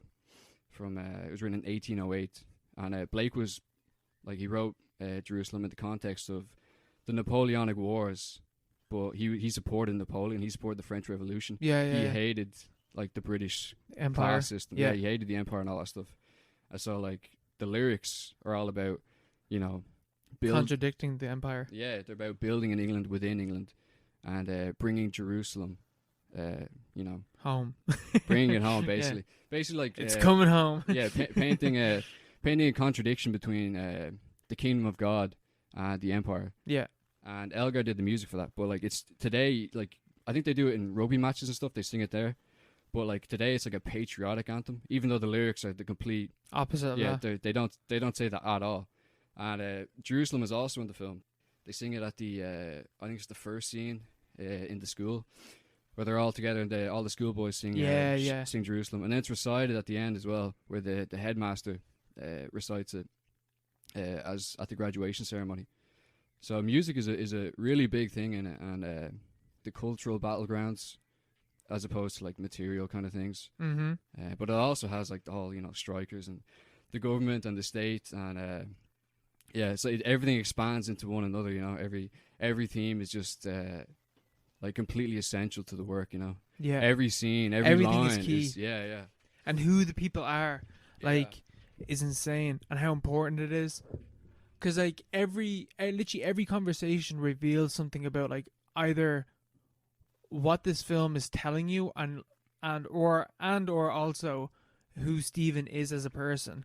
Because like there's loads of moments where like he'll be talking to someone and like you just understand like the like nationalism in him, but he's confronted with these ideas that are beyond that and beyond like what his idea of England is, and you can just see like creeping up on him and like slowly overtaking him because of the realization that like he is gay, like he isn't what England wants in his eyes, that he envisions doesn't want him, and he's an outsider because of that. And even further, he's born of immigrants, like he is not English, he's not of English blood, so therefore where does he belong in this England that he's created in his head? And then the realization that like, well, this wasn't always England, and that really what England is now is foreign to what England was beforehand. Yeah, it's really like really leans on the contingent nature of everything that exists right now. Like the England that Stephen has in his head is a complete figment of just sort of the processes of industry. The kind of thing that like within Jerusalem itself, Blake talks about. He sort of rails against British industry and British society, and refers to like the mills that were down the street from his house. Calls them satanic and stuff like that. It's all about institutions, and like it comes back to that a lot in the film. Like the Reverend talks about institutions and how it calls back to the English tradition of Protestant radicalism, like the way, like back to the Civil War. You're thinking like the levelers and the diggers and the ranters and stuff like that, like people who like in the midst of all this chaos of the war, they like sort of took it upon themselves to interpret, you know, the Bible and spirituality and the land around them in like a really personal way. Land is key. Yeah. They're like, the land is for us. The land immediately here. It's not about you know, going off on like foreign adventures and finding people and taking their shit. It's about like, you know, What can we get from this land? Yeah, what can we do for ourselves? And the land provides for us. Yeah, make, you know, put the kingdom of God on earth, stuff like that. There's a lot about that in there. And his dad as well. Like his dad is supposed to be in like a really conventional play. You'd imagine his dad is like this sort of like the father figure, like the stern sort of Stephen's oppressor, who like sort of keeps him into this. But he liberates him in a lot of ways. He's the exact opposite. He's like he should be like this pious kind of pastor character, but instead he's like this weird like avant-garde like progressive heretic, you know. And like, he understands more so than what the Bible has taught him. Yeah, he doesn't even really believe in God. Yeah, you know, it's like it's really cool the way he does it. Like nothing in Stephen's mind, like none of the archetypes around him are fixed. Like his dad is supposed to be this pious character. He turns out to be a heretic. And then you have like Arn, like the playwright. Yeah. And he's supposed to be this crazy kind of like leftist loon, but it turns out he's this really sensible kind of like sympathetic character who like, has his own struggles, and he has like a little farm and stuff. And he lives off the land. Like again, lives off the land. Like he's in touch with what nature is and what the land can provide for you. Yeah. And I think that's really key to the film in a lot of ways. I remember like at some point in the film, his dad goes off to give the last rites to someone, and when he's walking out, he like looks at the flowers and he notices that they're growing like turnips or potatoes or like some form of food, and then it cuts back to him just like looking at it, obviously emphasis on the fact that these people lived off the land and they were in touch with what nature is and what it can do for you and what it can free you from. Yeah, and that's the whole thing, you know. It's like, you know, we're all just extensions of nature. Like the nature, you know, you are the flower is you and stuff like that. Like Arn, the character, the playwright, he's always pictured with flowers and stuff, like around shrubbery. You know, and he's like natural solutions to problem. Like his cat is like fucked up, and they're like, oh, why don't you get a poultice for, or like one of those. Do herbal stuff. Yeah, and she's like, oh no, he wouldn't like a foreign object, but you put a leaf on it and the cat will be grand, you know? Yeah. It's all about natural solutions to immediate problems. It's not about, you know, overthinking it or like institutionalizing things or calcifying social relations. It's all about, you know, sort of basically about vibes, really. Yeah, just vibe off it. Just vibe off it. That's basically it, because that's basically what Stephen learns to do. Learns to sort of vibe, like, becomes in touch with his inner self. Yeah. And his inner, I don't know, desires, his beliefs that maybe he wasn't equipped to confront beforehand, because he's sort of boxed into this character, this like caricature more like of the English national, which is complete fiction, or a complete figment of like modern nation building, you know. It's a social construct. Yeah, Englishness didn't happen. But like exist. that is like, it's a really powerful moment as well, where like he's talking to Penda. And you're just like, it's even the fact that it's really emphasizing the fact that like his idea of like the mother and father of England are two extremely conservative people that like done something over for blasphemy. Like that's who he literally says they are the mother and father of England, and they come to him and they want to change him, and he's like, no, I'm not going to do that. And then Penda shows up, and Penda's like, you are who you are. Take control of England. This is your land. Do with it what you will. And I think as well, it really emphasizes the fact that like the government aren't something to be trusted, and the government are doing something to the land. They're testing nuclear devices or something is what they believe to be underneath the fan. Underneath the fan, underneath the land. There's something corrupt within the land, and it's caused by the government, and it's hurting people and it's causing harm, and it is literally corrupting the landscape. Like it is evil, and it needs to be expelled. They make the comparison with Los Alamos as well. Yeah. Like all these sort of like nuclear bombs or sort of secret like black ops kind of things that the government does. Basically magic, but for the people at the top. and I think the Reverend or it's the playwright makes the observation that all these things always sort of happen, or like they're placed in sites that are of sacred importance. Like Los Alamos used to be like a native burial ground or something, or like a sacred site or whatever. And he talks about how it's almost as if like the state is using the magic within the land is to like summon a demon from the earth, to like I don't know, it's like an alchemy kind of thing. But I think it's really cool, like the synthesis of David Rudkin and Alan Clark. Yeah. Like Rudkin is like this crazy kind of fucking. He's mad out there, basically. He's really like everyone in the play talks like David Rudkin. I imagine speaks. Yeah. Like really verbose, like needlessly like pretentious and stuff. But but it really works because Alan Clark is the director. Yeah. And Alan Clark is like the exact opposite. He's just like he did Elephant, which is the most understated thing ever made. Yeah. It's I'm pretty sure it's wordless, isn't it? Yeah, it is. There's no words. Yeah, and Alan Clark is like a complete social realist. Like just sort of hardy, straight to the point. Just sort of shows things as they are. Yeah. Whereas David Rudkin's like, trying to flower it up, trying to idealize things. And there's loads of visions that Stephen has. That first one fucked me up, man. With the demon. The demon on his chest. Yeah, Because so when cool. that cuts to that, I was like, oh, what the fuck? I proper sat up. I was like, what the fuck? Because I'm pretty sure that's after the dream. After the dream with Joel, the kid he fancies in Yeah, school. and the fire on his dick and all, burning him. Like, that was... Because, like, that's just after that. It's like, it's immediately clear what that represents. Like, all the visuals are pretty fucking easy to read. Like, this isn't a very pretentious film in a lot of ways, I don't think. Yeah. Because it is very obvious what each thing stands for. Like, you have, like, a boy with his, like, not wearing a shirt. And then it cuts to Stephen's face and it cuts back to that. And then a hand stroking down. It cuts to Stephen and it cuts back to that. And then it gets down to the bottom. And then there's a fire. It's like very obvious what that stands for. Yeah. It's very clear. And then a demon shows up on his chest. Like, it's very fucking obvious what it's telling you. And I don't think it's pretentious in any sort of way. It's almost understated in how it does it. Yeah. It's like the way when the demon's on his chest. And he wakes up from the nightmare. He's like, what the fuck is that? And what the fuck? You can see it in the darkness. Yeah. And like, it's like you just see the eyes peering down at him. Yeah, I think that's the most, like, the only thing that really makes it horror. Like, because that's a horrifying moment. Yeah, that's like a jump scare, That's really good. It's really, really creepy. effective as well. But Stephen goes and he turns on the light. And the demon's still there. Yeah. Which is, I think it's pretty important. Like, Which, all these things happen, they're all shot as if they actually did happen. Because, like, in a normal film, you'd expect him to turn off the light and then cut back and he's not there. But he's still there. Yeah. Which it makes it creepier in the sense that, like this isn't something that's going away. Like, the demon is Stephen. Yeah. Like, Stephen is the demon. Like, this isn't something that you can just turn on the lights and it's going to go away. Like, in a different director, or maybe, like, a more fantastical director would have shot it, like a vision, as in, like psychedelic kind of, like... Yeah.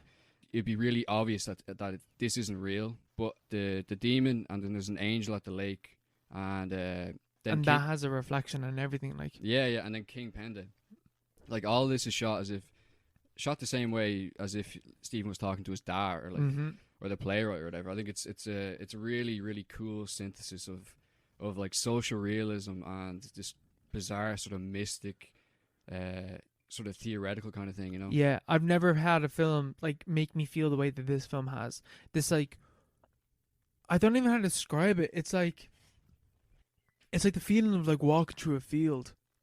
Yeah. I'm thinking about something like this, where like everything is real, or like shot as if it is real, and you're meant to take everything as seriously as everything else, and it works in a way where everything does, like, there's no fat in this film, and like this is the leanest movie I've ever fucking seen. This thing is a chimp, right? Like 0% fat on there this. There you go, animals, nature and stuff.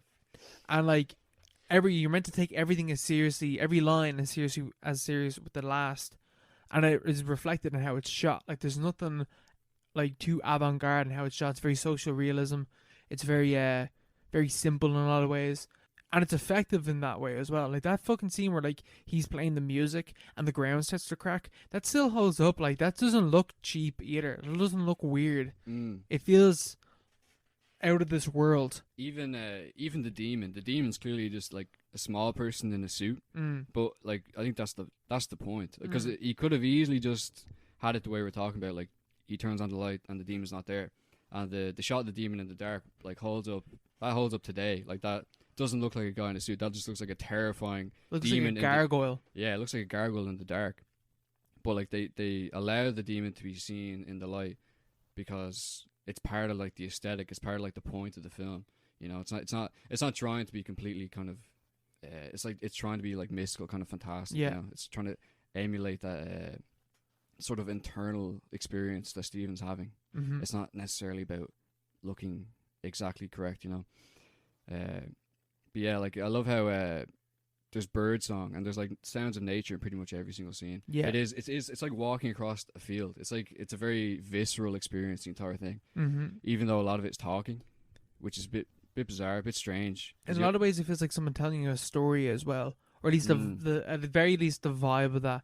Like, sitting by like walking through a field, you feel like fucking Stephen walking with his dad down the field, and someone's telling you this story. Is almost the vibe that this gives off. That's one of the best scenes I've ever seen. Yeah, it is. Like, that it's is amazing. literally one of the most well written scene in any film I've ever watched. Like, Yeah, it's just because like such a huge development of the two characters as a whole. Because like, your idea, Stephen has like, this is like the moment for Stephen. Like, he's like talking to the father figure, the male figure in his life, about who he is, and his dad's super religious, and his dad isn't what he thinks he is, to the point where it's like Stephen can be more than what he thinks he can be. And it's a realization for both of them, but it also means a lot more.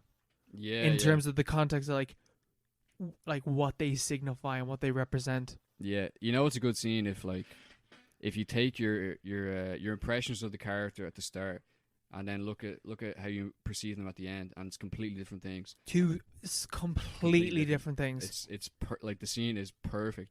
It's so well shot as well. It's like the sunset over the Penda's Fen, which is actually a real place in England called Pinvin, which is sort of like a big thing in the film. But the anglicization of the names. Yeah, because that apparently that's how Rudkin came up with the idea for the film. He was on like a staycation, I suppose, with his wife in like around the Malvern Hills, like where it's shot, and they saw a signpost for a town, and he noticed that it was spelled wrong, but it was spelled wrong in a way that like looked deliberate. And he looked it up, just like Stephen looks it up in the film, and found that was actually the old way of spelling it, which itself was also a corruption of the Anglo-Saxon way of spelling it, which was also, they assume, like a descendant of like a completely unknown language or like a completely unknown culture that used to live in that same place. So it set off like a spark of ideas in his head, and that's how he started writing the film. Yeah. But yeah, like, it's kind of like Brian Friel's translations in that way. Like, when you name the landscape, you change what it is. Yeah. And because that's a major thing in translation, with like the Irish landscape and how it got anglicized and all that. But like, that's the same thing that's going on in this film as well. Yeah. Because Penda is basically like, especially within the logic of the film, Penda's no more English than like I suppose we are. But at the same time, he's more English than anyone, you know. Yeah. Like, that's the contradiction there. Like, it sort of pulls back the curtain on all these preconceptions and like this sort of I don't know, bullshit. Yeah, artificial ignorance that is that's what it's all about. Yeah. But yeah, that last scene, like, amazing. That really like stuck with me, because I went into it just imagining, when I first watched it, just imagining like a folk horror, like something like The Wicker Man, and you get that at about halfway in, and you expect it to escalate. But it goes in like these completely different direction to what you'd like, to what you'd expect. It's not like any other film I've ever seen. No, it's completely different. Completely different. Very, very different film. Because it is like, that's a really like liberating moment in a film, and you feel it. Like, you feel like, I think it's this is why I think it's so effective, because I think you feel like Stephen does. Like, Penda isn't talking to Stephen, he's talking to you, and he's talking about what the changes that you can make to your country and to the world around you. That you're not just like some clone of like an idea of what like the English person should be, or what the Irish person should be, or what the French should be. Like, you are your own individual person, and your country is artificial, and it came from something else, which is cool, because you get that same liberating feeling that Stephen does. Yeah, it's actually so uplifting, like the ending, because he's like, It's hopeful. Yeah, it's almost more. I suppose you couldn't really. It'd be hard to sort of contextualize the film because it was literally only broadcast once, and then Yeah. it was shown again 16 years later, and then you couldn't really find it anywhere until 2016. But like, it's almost more relevant now than it was when it first came out, because Yeah. obviously it was released. Well, now is a very unprecedented times, and now Yeah, things are changing. So maybe what could happen. Yeah, exactly. And that's what this film taps into. Yeah, our dawn will come. He says that. But like, obviously, it was released in this sort of like this sort of crossroads moment where Labour just come back to power after defeating the Tories. The strikers seem to have won, but at the same time, Penda, like, it's almost like a prophecy he gives at the end. He's like, our land is going down into a darkness now, and he basically says to Stephen, you're going to have to basically wage war, like an insurgency against the institutions. You need to do something. Yeah, you need to do something. But basically, we're on the run. We've lost, but our dawn will come, and like things will get better eventually, but it won't be now. And you're gonna have to work for it, and you're gonna have to keep in touch with the flame and the fen, and your inner self and stuff like that. It's like it's amazing speech. It's for powerful. Yeah, for a wizard who just pops up at the top of a hill at the end of like a coming It of feels age like a story. Jodorowsky ending. Yeah, actually, yeah, it does. It feels very surreal in a lot of ways, but that's the magical realism kicking in. Yeah, because It's he pure magical realism, but 'cause- also folk horror as fuck. he shows up and he just explodes the mother and Yeah. father of it. That's pretty White funny. smoke. It's classic, like 70s as you can. Yeah. Power Rangers could hop down, and, like the tone wouldn't even shift. It's definitely it's so folky, because it's something you don't think about really. Like, what's the history, or like the fact that history obviously doesn't really, especially I suppose in Ireland, like history doesn't really extend beyond the past like 800, 900 years. Like no one knows anything about the lads who built Newgrange or Douth or Nouth or all that stuff. Like, we know nothing about any of that stuff. It's all completely up in the air. It's no more. We know no more about that than we do about what Ireland will look like in 1,000 years. Should it's like a very strong argument that like the Celts weren't even Irish. Like Yeah. that there was something before that, Yeah. or that the Celts never even were in Ireland. That was from trading, and that's why we have all this shit. Yeah, it could be anything. Like there's literally no way of Yeah, knowing. no way of knowing. Just as the same way, which sort of maybe it's bad, but it's only bad if you think that you have to know everything. And I think it's more liberating if you accept the fact that pretty much like 99% of everything that came before is something you'll never know about and you can never understand. The same way, whatever comes next is something that you can never know and you'll never understand, but you take it as it is and you take it as it comes. And like Stephen, you're like, you accept it and you try to, get along with it, vibe with it, find out the secrets, the truths, the flame of the fen, The knowledge, Prometheus and whatnot. yeah, all that stuff. This universal truth. Yeah. Vibe with the universe. That's what they all said. Yeah, that's what they all said. Like, this is a universal story, and in a way, like, it kind of like cements itself in that like that canon of like this story could be told over and over and over and over again, but it would still hold the same meaning and the same message.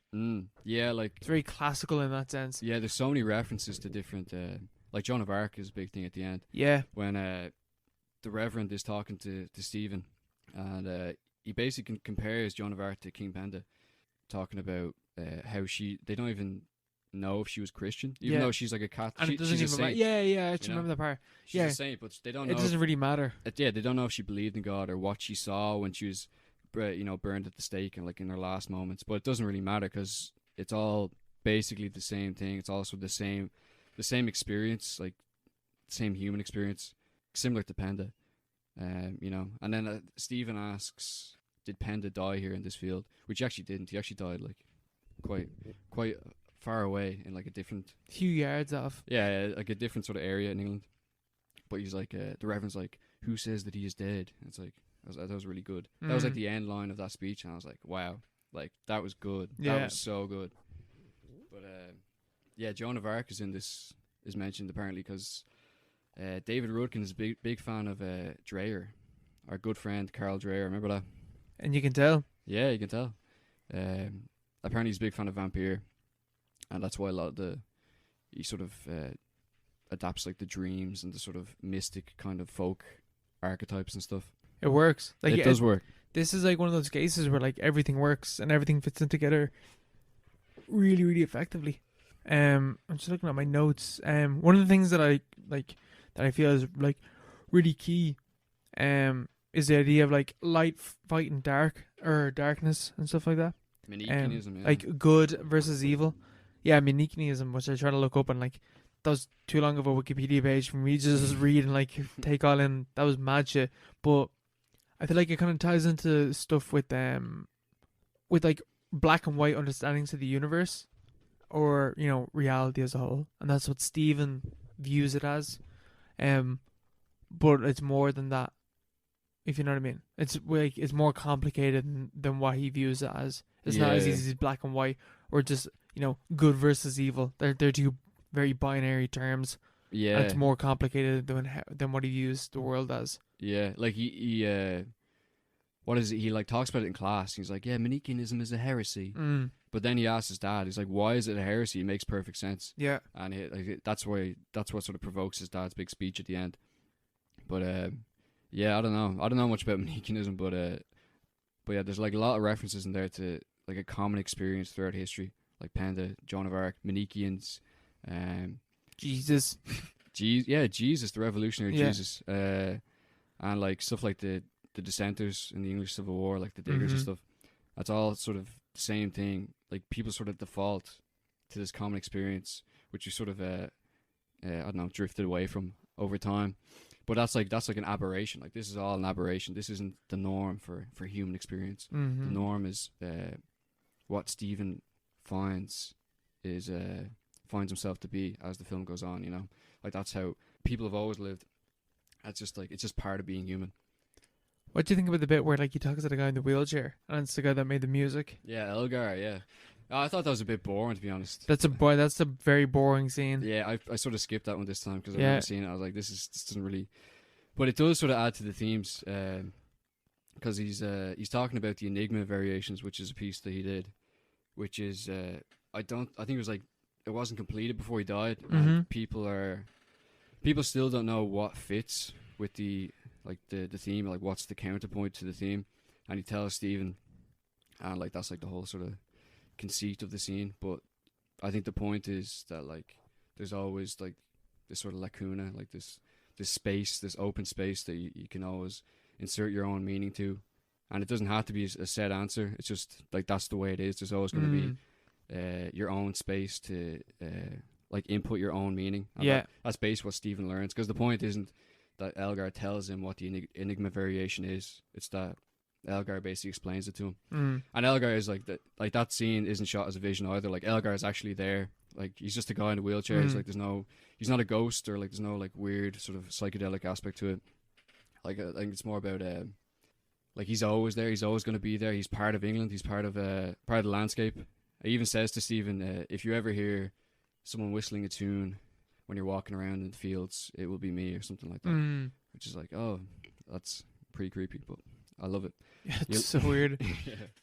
No, yeah, it's Elgar is a big part of it. The big man. Really amazing movie, Mark. Yeah. Thank you for sharing it. God bless. I think everyone should watch it, you know. I think so as well, because I think it's super accessible as well. I think it does help a lot knowing the history of this shit, but you don't have to know. I don't really know that much about it, and it doesn't really. I still took away the core message and the core theme. Yeah, exactly. Like you don't need to know really. Like it was actually, I was listening to that podcast. There was a thing in the. There was a book released, like I think 2 years ago or a year ago, Penda's Fan Handbook, and it talks about this story of during the production, Alan Clark took it on, and there's this misconception that he took it on as like a gig because they're so different. Like Rudkin and Clark are just complete opposite ends of the spectrum, and there's this like anecdote where Clark was like, "Oh, I'll have to read all these books before I take it on, before I say yes," and Rudkin was just like, "No, it's all in there. Like it's all in the text." And people like misinterpret it as like, "Oh, Alan, you're a fucking idiot. Just film the script." But it's more like he was just saying like you don't have to. Yeah, like it explains it. Yeah, you don't have to know anything about it. It's all in there. Like it's just you get enough to get the feeling and get the understanding of what he's talking about. Yeah, it's a very basic story. It just has all these different things that you can read into it. It's a whopper. Like you'd never see this on TV. No, You'd never see that's this. the fucking That's mad the shit thing. about it. Like- Is that fucking BBC fucking did this? Yeah, people like millions of people in Britain sat down, like at like their fucking evening tea after work and watched this. Like, I say they fucking hated it. No, they loved it. Did liked they it. actually? Yeah, well, they watched Play for Today every week. No, but I feel like this, like if there was a ratings or whatever, people would have fucking hated this. I don't know. know. Oh, they loved like weird shit. Like Play for Today is full. We of stuff both like said this. the same thing there at the same time. Oh, do we? Yeah, Harmony. but like, yeah, well, like, would you say that people hated this at the time, or I don't know. Like social realism, you know. Clark, Ken Loach. People watched that every week. Mm. Like people sat down. people loved it? Yeah, like normal working people sat down, took time out of their day to watch, like complicated films, like films that challenged them and that said things, Yeah, and like that was just the normal way things happened. And that doesn't happen anymore. But like that's the way it was. I don't think it would have been hated really.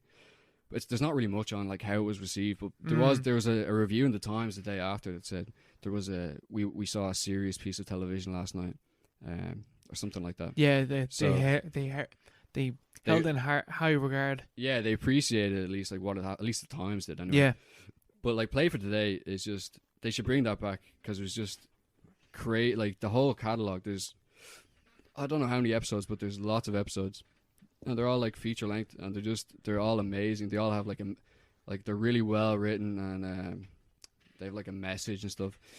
And Penda's Fan is one of them, and there's a few others. Robin Redbreast, and like I think Scum is one of them that Alan Clark did. yeah, Scum is on my list. Yeah, they're all very, very good. You should definitely give them a watch. Only thing is that they're hard to get. Yeah, that's the thing. Like Penda's Fan was only re-released because people were like, this is probably the best Play for Today. Can you please make a DVD of this? Yeah. And they're like, yeah, all right. But there's so many others. Like there's Play for Todays that were lost that will never be found again. You know that were filmed and broadcast and people liked it, but they lost the footage and it's gone forever. But it just sort of shows like how much potential there is in public broadcasting that isn't dependent on like advertising or like What you can do when you got a bit of money. Yeah, what you can do when you don't have to like you don't need viewers really. You don't need to appeal to the viewer or like to not appeal to the viewer. More like you don't need to fucking Talk down to them. yeah. You don't need to go to the lowest common denominator at all times. I think Brits are good for that in general, but like it was better in the 70s basically. Yeah, You know, yeah, I agree. those are the days. Those are the days. Amazing fucking film, Amazing Mark. stuff. Amazing fucking film. Amazing stuff. I absolutely like loved it. Like an easy 5 on Letterboxd. An easy 5 Absolutely. because it does everything that it sets out to do perfectly, and super effective because of that, and like, is emotive because of that, and has a great message, and it's like well acted. Like I think the acting is a bit like hammy, but I think that's kind of the point as well. Yeah, the Very deliberate. yeah, little Stephen. Like he sort of hams it up, but he's a hammy guy, you know. He's a Yeah. hammy character. He's an over exaggeration of what a nationalist would be like. Sure. We all know people like that, you know. Yeah. Young Fine Gael, you know. Ooh, grim stuff. Yeah. God bless thee. We go for a break, and then we go to for the listener breaking. questions. Aye. And now, on to the listener questions. If you have a question, you can hit us up on Instagram or Twitter at @paro_pod, or you can send us an email at theparopod@gmail.com. Aye. That's the details. That's it. That's the social medias. That's the socials. Hit us up on Bebo. Hit us up on Snapchat. This is Snapchat going now. Yeah. But most importantly, hit us up on Patreon. Absolutely, Patreon. lads. It's here. It's here to stay. But yeah, our first question comes in from Liam. He's asking, what's a movie you loved as a teen but hate now? Asking for a friend. Liam went through a similar pain with listening or watching Comet, which he loved when he was younger and he fucking hates now. For me, it's not that I hate the film. I don't hate this film, but I enjoy it significantly less. And that is Scott Pilgrim versus the World. Controversial opinion. That is very controversial. Yeah, it is. But it's a film that I really loved when I was younger, But when I watched it now, I know the point is that you're meant to hate Scott Pilgrim, but I fucking hate Scott Pilgrim. I was like, this is just insufferable. But it is really funny. Like, a lot of the jokes still hold up pretty well. That bit where, like, Knives knocks at the door, and Macaulay Culkin's brother opens the door, and Scott Pilgrim's behind him, and she's like, "Oh, is Scott there?" And like, he's holding the door open, he closes it like really quickly, and then he's just like, "Oh, he's not here," and it's like, "Oh, where is he?" And then like he jumps through the window, and it's like, "Oh, he just went out." Like, that's so well done. It's really fucking funny. It's that Edgar Wright humor, that like Shaun of the Dead humor, which I love. I think it's really, really funny. I think it's really well edited, but as a whole, it doesn't hold up as much as I loved it before. But I still think it is like, it's not even that, I don't even dislike it. Like, if I was to rate it, I'd give it a 7. 7. Yeah. So is that a 4 or That's a 3. That's a 3/7. That's a 3. So it's closer to a 6 than it is an 8. Nah. But it's because there is a lot of elements of this film that I really love. But this used to be like a fucking 9 or a 10 for me nearly. Oh, really? When I was like 14 or 15 when this came out. Or 13, I think it was. Yeah, it was big back in the day. Or 12. Big. Actually, I think this is 2011, is it? When did this film come out? Yeah, we're mad young, man. We're just getting old. Yeah, fucking 10 years ago. When do you think this film came out? 2010. 2010 on the nose. Oh. So it was 11 or 12 when this film came out. So and I loved it. You weren't even a teen. No, I wasn't even a teenager. But I watched it again when I was a teenager. Like, I think I watched it when I was like 12. Or, yeah, I think it was 12 or something, or 13. And I loved it. And then I watched it again when I was like 15, 16, which is still the peak time to like that film nearly. That's the peak time in general. Yeah. And then, yeah, watched it again last year. And I didn't enjoy it that much. Or the year before. Recently enough. But, yeah, it just kind of fell down a bit. I don't know.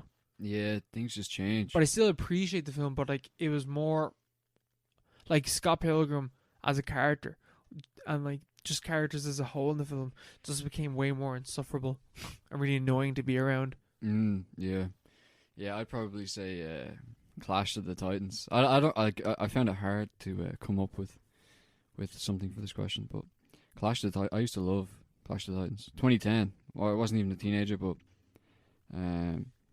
I used to think it was amazing. And it's the scene where the Kraken shows up, that is still amazing. And Liam Neeson's still pretty cool as Zeus or whatever. But, like, it's not that good. Yeah. I also used to think, remember 2012? The film? Yes. With, what's his name? Cusack? Yeah. And Woody Harrelson. I walked out of that cinema and I was like, that's the greatest film I've ever seen in my entire life. That's what I said. I literally said that. I remember the look, I think it was my dad. The look he gave me, he was like, "Are you for real?" And I was like, "Yeah," because I just thought it was so cool the way things just like exploded and stuff. And like, but then like when you think about it, every set piece is the exact same. It's just them running away from an explosion. Yeah. Through the entire film, and the whole thing where like the neutrinos are mutating and stuff. It's just so ridiculous. I used to think 2012 was amazing. I used to love that film. It's not science fiction. That's why it's amazing. Yeah.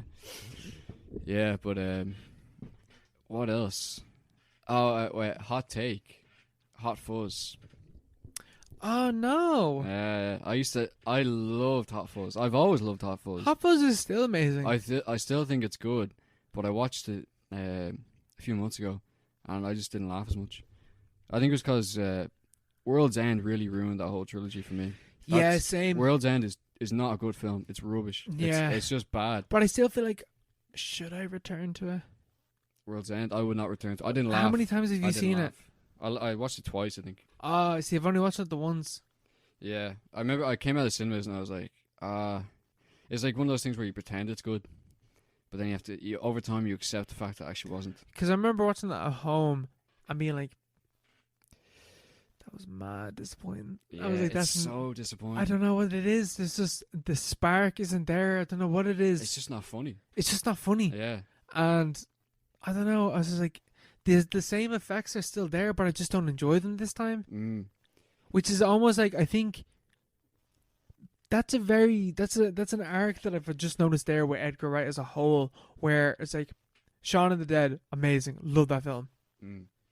Hot Fuzz, amazing, I love that film. Then I think it's Scott Pilgrim. I'm like, that's okay.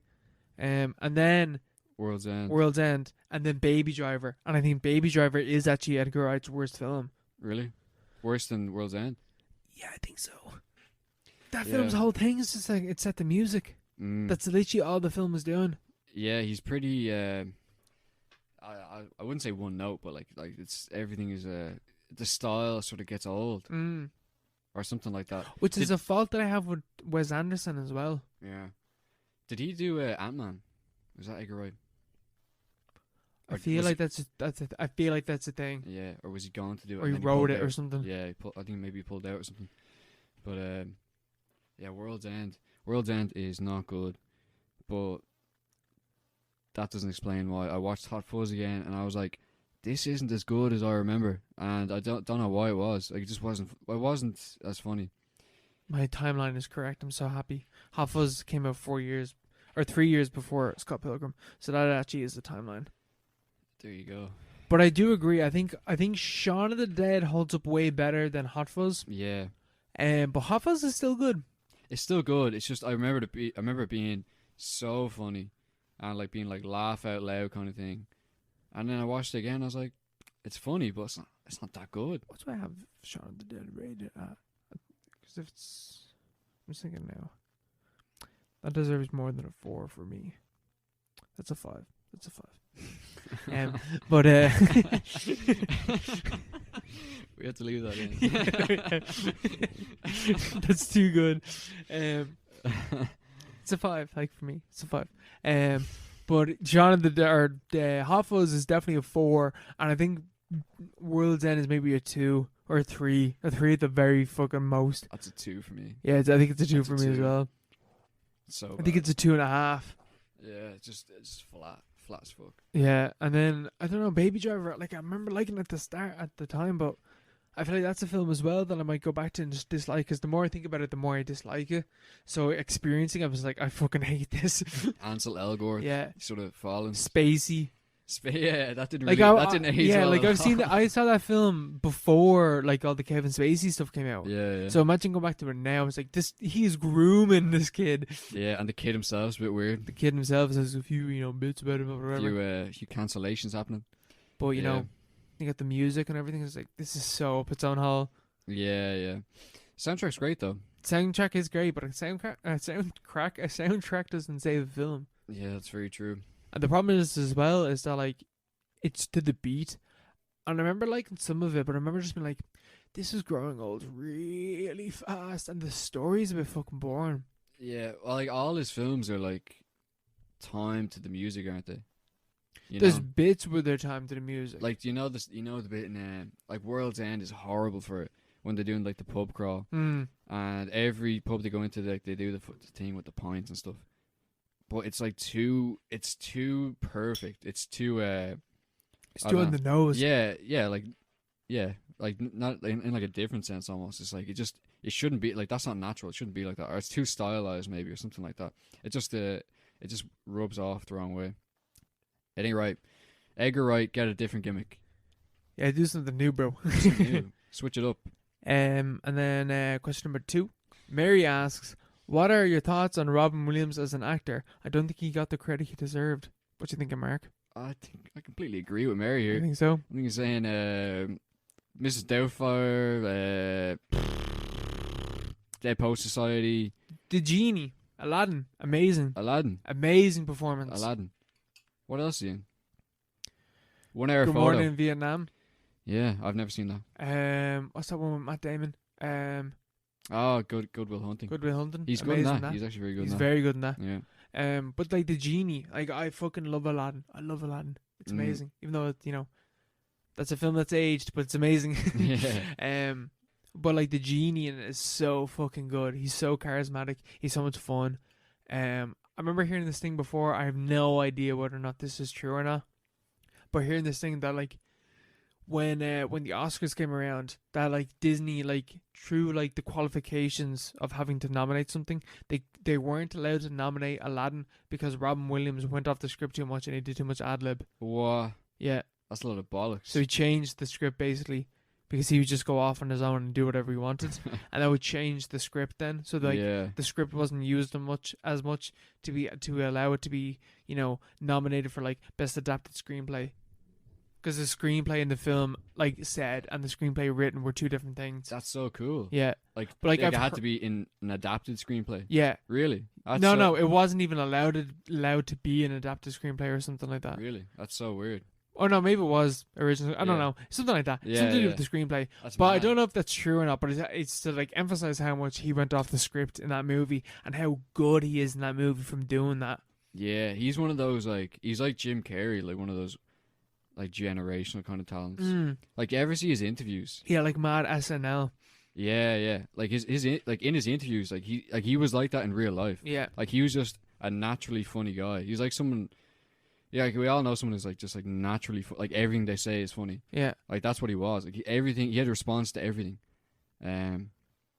which is probably why he was so sad. I suppose. yeah. 'cause, Which like, is the sad truth about him. yeah, because he could never really be serious. I Yeah. suppose. Like there's an interview he does about his coke addiction that I saw, and he's so funny in it. Yeah, Well, it's not a funny interview. It's like Yeah. it's with like 60 Minutes or something like that, and they're like, "Oh, how do you feel about being like an addict?" And he's like, he has this he has like a response to everything she says, like a one-liner, and it's so funny. But it's also like this guy can't.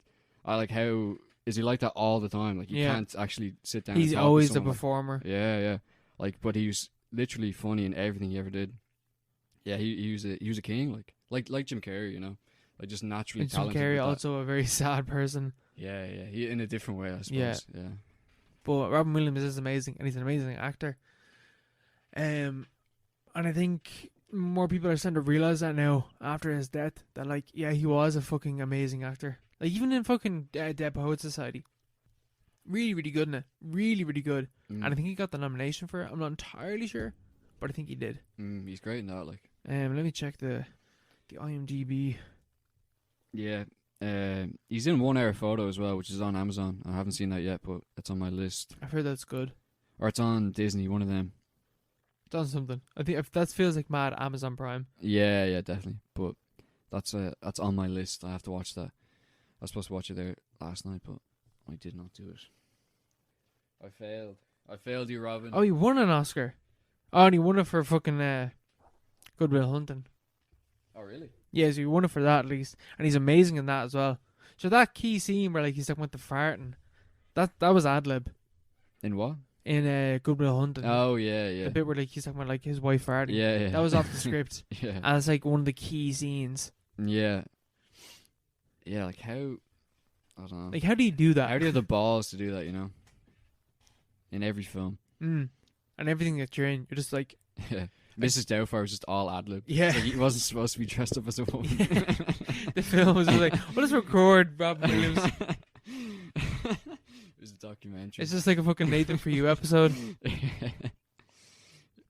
But that's the talent that he had. Yeah, yeah. What a guy. What a guy. A visionary. Then Neil asks, what time period would you set your film in? If we were to make a film, what time period would we set it in? Okay, I wanna put some barriers to this, right? Okay, let's do it. So We need constraints. I want one from the past, Mm. one from now, Oh, and one from the future.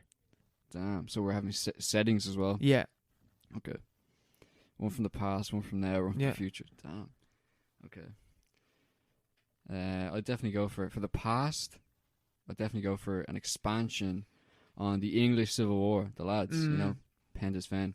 There was a film I watched ages ago, which is sort of like that. It's called Winstanley. It's about Gerard Winstanley, who was a Puritan kind of leader, leader of the Diggers back in the English Civil War. The real guy, and he was like basically like a proto-socialist. He wasn't just about killing the king or whatever. He's about like leveling property ownership and stuff like that. But he had an interest in life. Like he represented his cow in court. Someone sued his cow and he represented it in court, stuff like that. It's just like weird shit like that. Like back then, it's just a very strange time. Like Penda's fan says, like we can't really understand it now. And I think you could exploit that to a really cool extent in film, and that hasn't really been done. Like you don't really see stuff about. You could do it in Ireland as well. Yeah, you could do the Same effect. same thing in Ireland. Yeah, you could talk about the medieval lads, or But you can have it set like during the Celtic Tiger or something. Yeah, in the middle of Offaly during the Celtic Tigers. Yeah. I'm gonna represent me cow. It's like, I don't know, maybe. But yeah, Ireland would also be good, good sort of fodder for that as well. I feel like we need one more famine movie. Yeah, they could do it. Maybe do it with the famine in the 1700s. You know, do a different famine movie. Or maybe one more World War II movie. We need another World War II film. Yeah. Yeah. Just That'll one do. more. That's Yeah. what I'd make. What would I make? I think there's a lot of mad periods in time that I That's think are true. mad interesting. Like a film that deals with like a proper, big budget film that deals with like the Russian Revolution or something like that. That'd be mad interesting. Rasputin. Yeah, a film about Rasputin just as a whole, just as a figure and how much of a weirdo he was. Yeah, what was he doing? That'd be mad interesting. Something in South America. Yeah. Either during the conquistador era or during like American imperialism, because there's some wild shit that went on during that, Yeah, Allende or something, you know. and do magical realism involved in that as well. Yeah. Like you could do loads of shit with that time period. There's a load of cool periods in time, even in Ireland as well, Yeah. like just during the Civil War and stuff like that. Yeah. Even go back to like 1916 yeah. Troubles. Or the Confederate Wars. There's a lot of war. There's a lot of films. There's a lot of wars. Yeah. There's a lot of wars. But I was gonna say there's a lot of films about the Troubles. So maybe not that, but like Yeah. For a present period though, it's quite difficult, isn't it? Like, what would you say? You could do a few things. I feel like you could do like a really contained horror film through isolation and lockdown. But where? Anywhere. Anywhere. Like that could be the point. It could be Ah. any Yeah. anywhere. And he goes crazy. Yeah, and he gets coronavirus And he gets coronavirus. somehow. Or just like, Ireland during lockdown. Or Just- maybe or maybe like you do a film about, America. Like it's some of these QAnon people that are like realizing like Yeah. the truth wasn't real. Yeah, like I don't know how you go about because it's so hard. That's an interesting subject matter though. What QAnon, Or just the idea of like someone like mysticism and stuff. mysticism, but like reclimatizing after a cult kind of aspect, Yeah. like a post-cult film. People that are really into Scientology or something like it, but it represents something bigger than that. Yeah, or the rise of cults. Cults are more Yeah, like mysticism's more common now.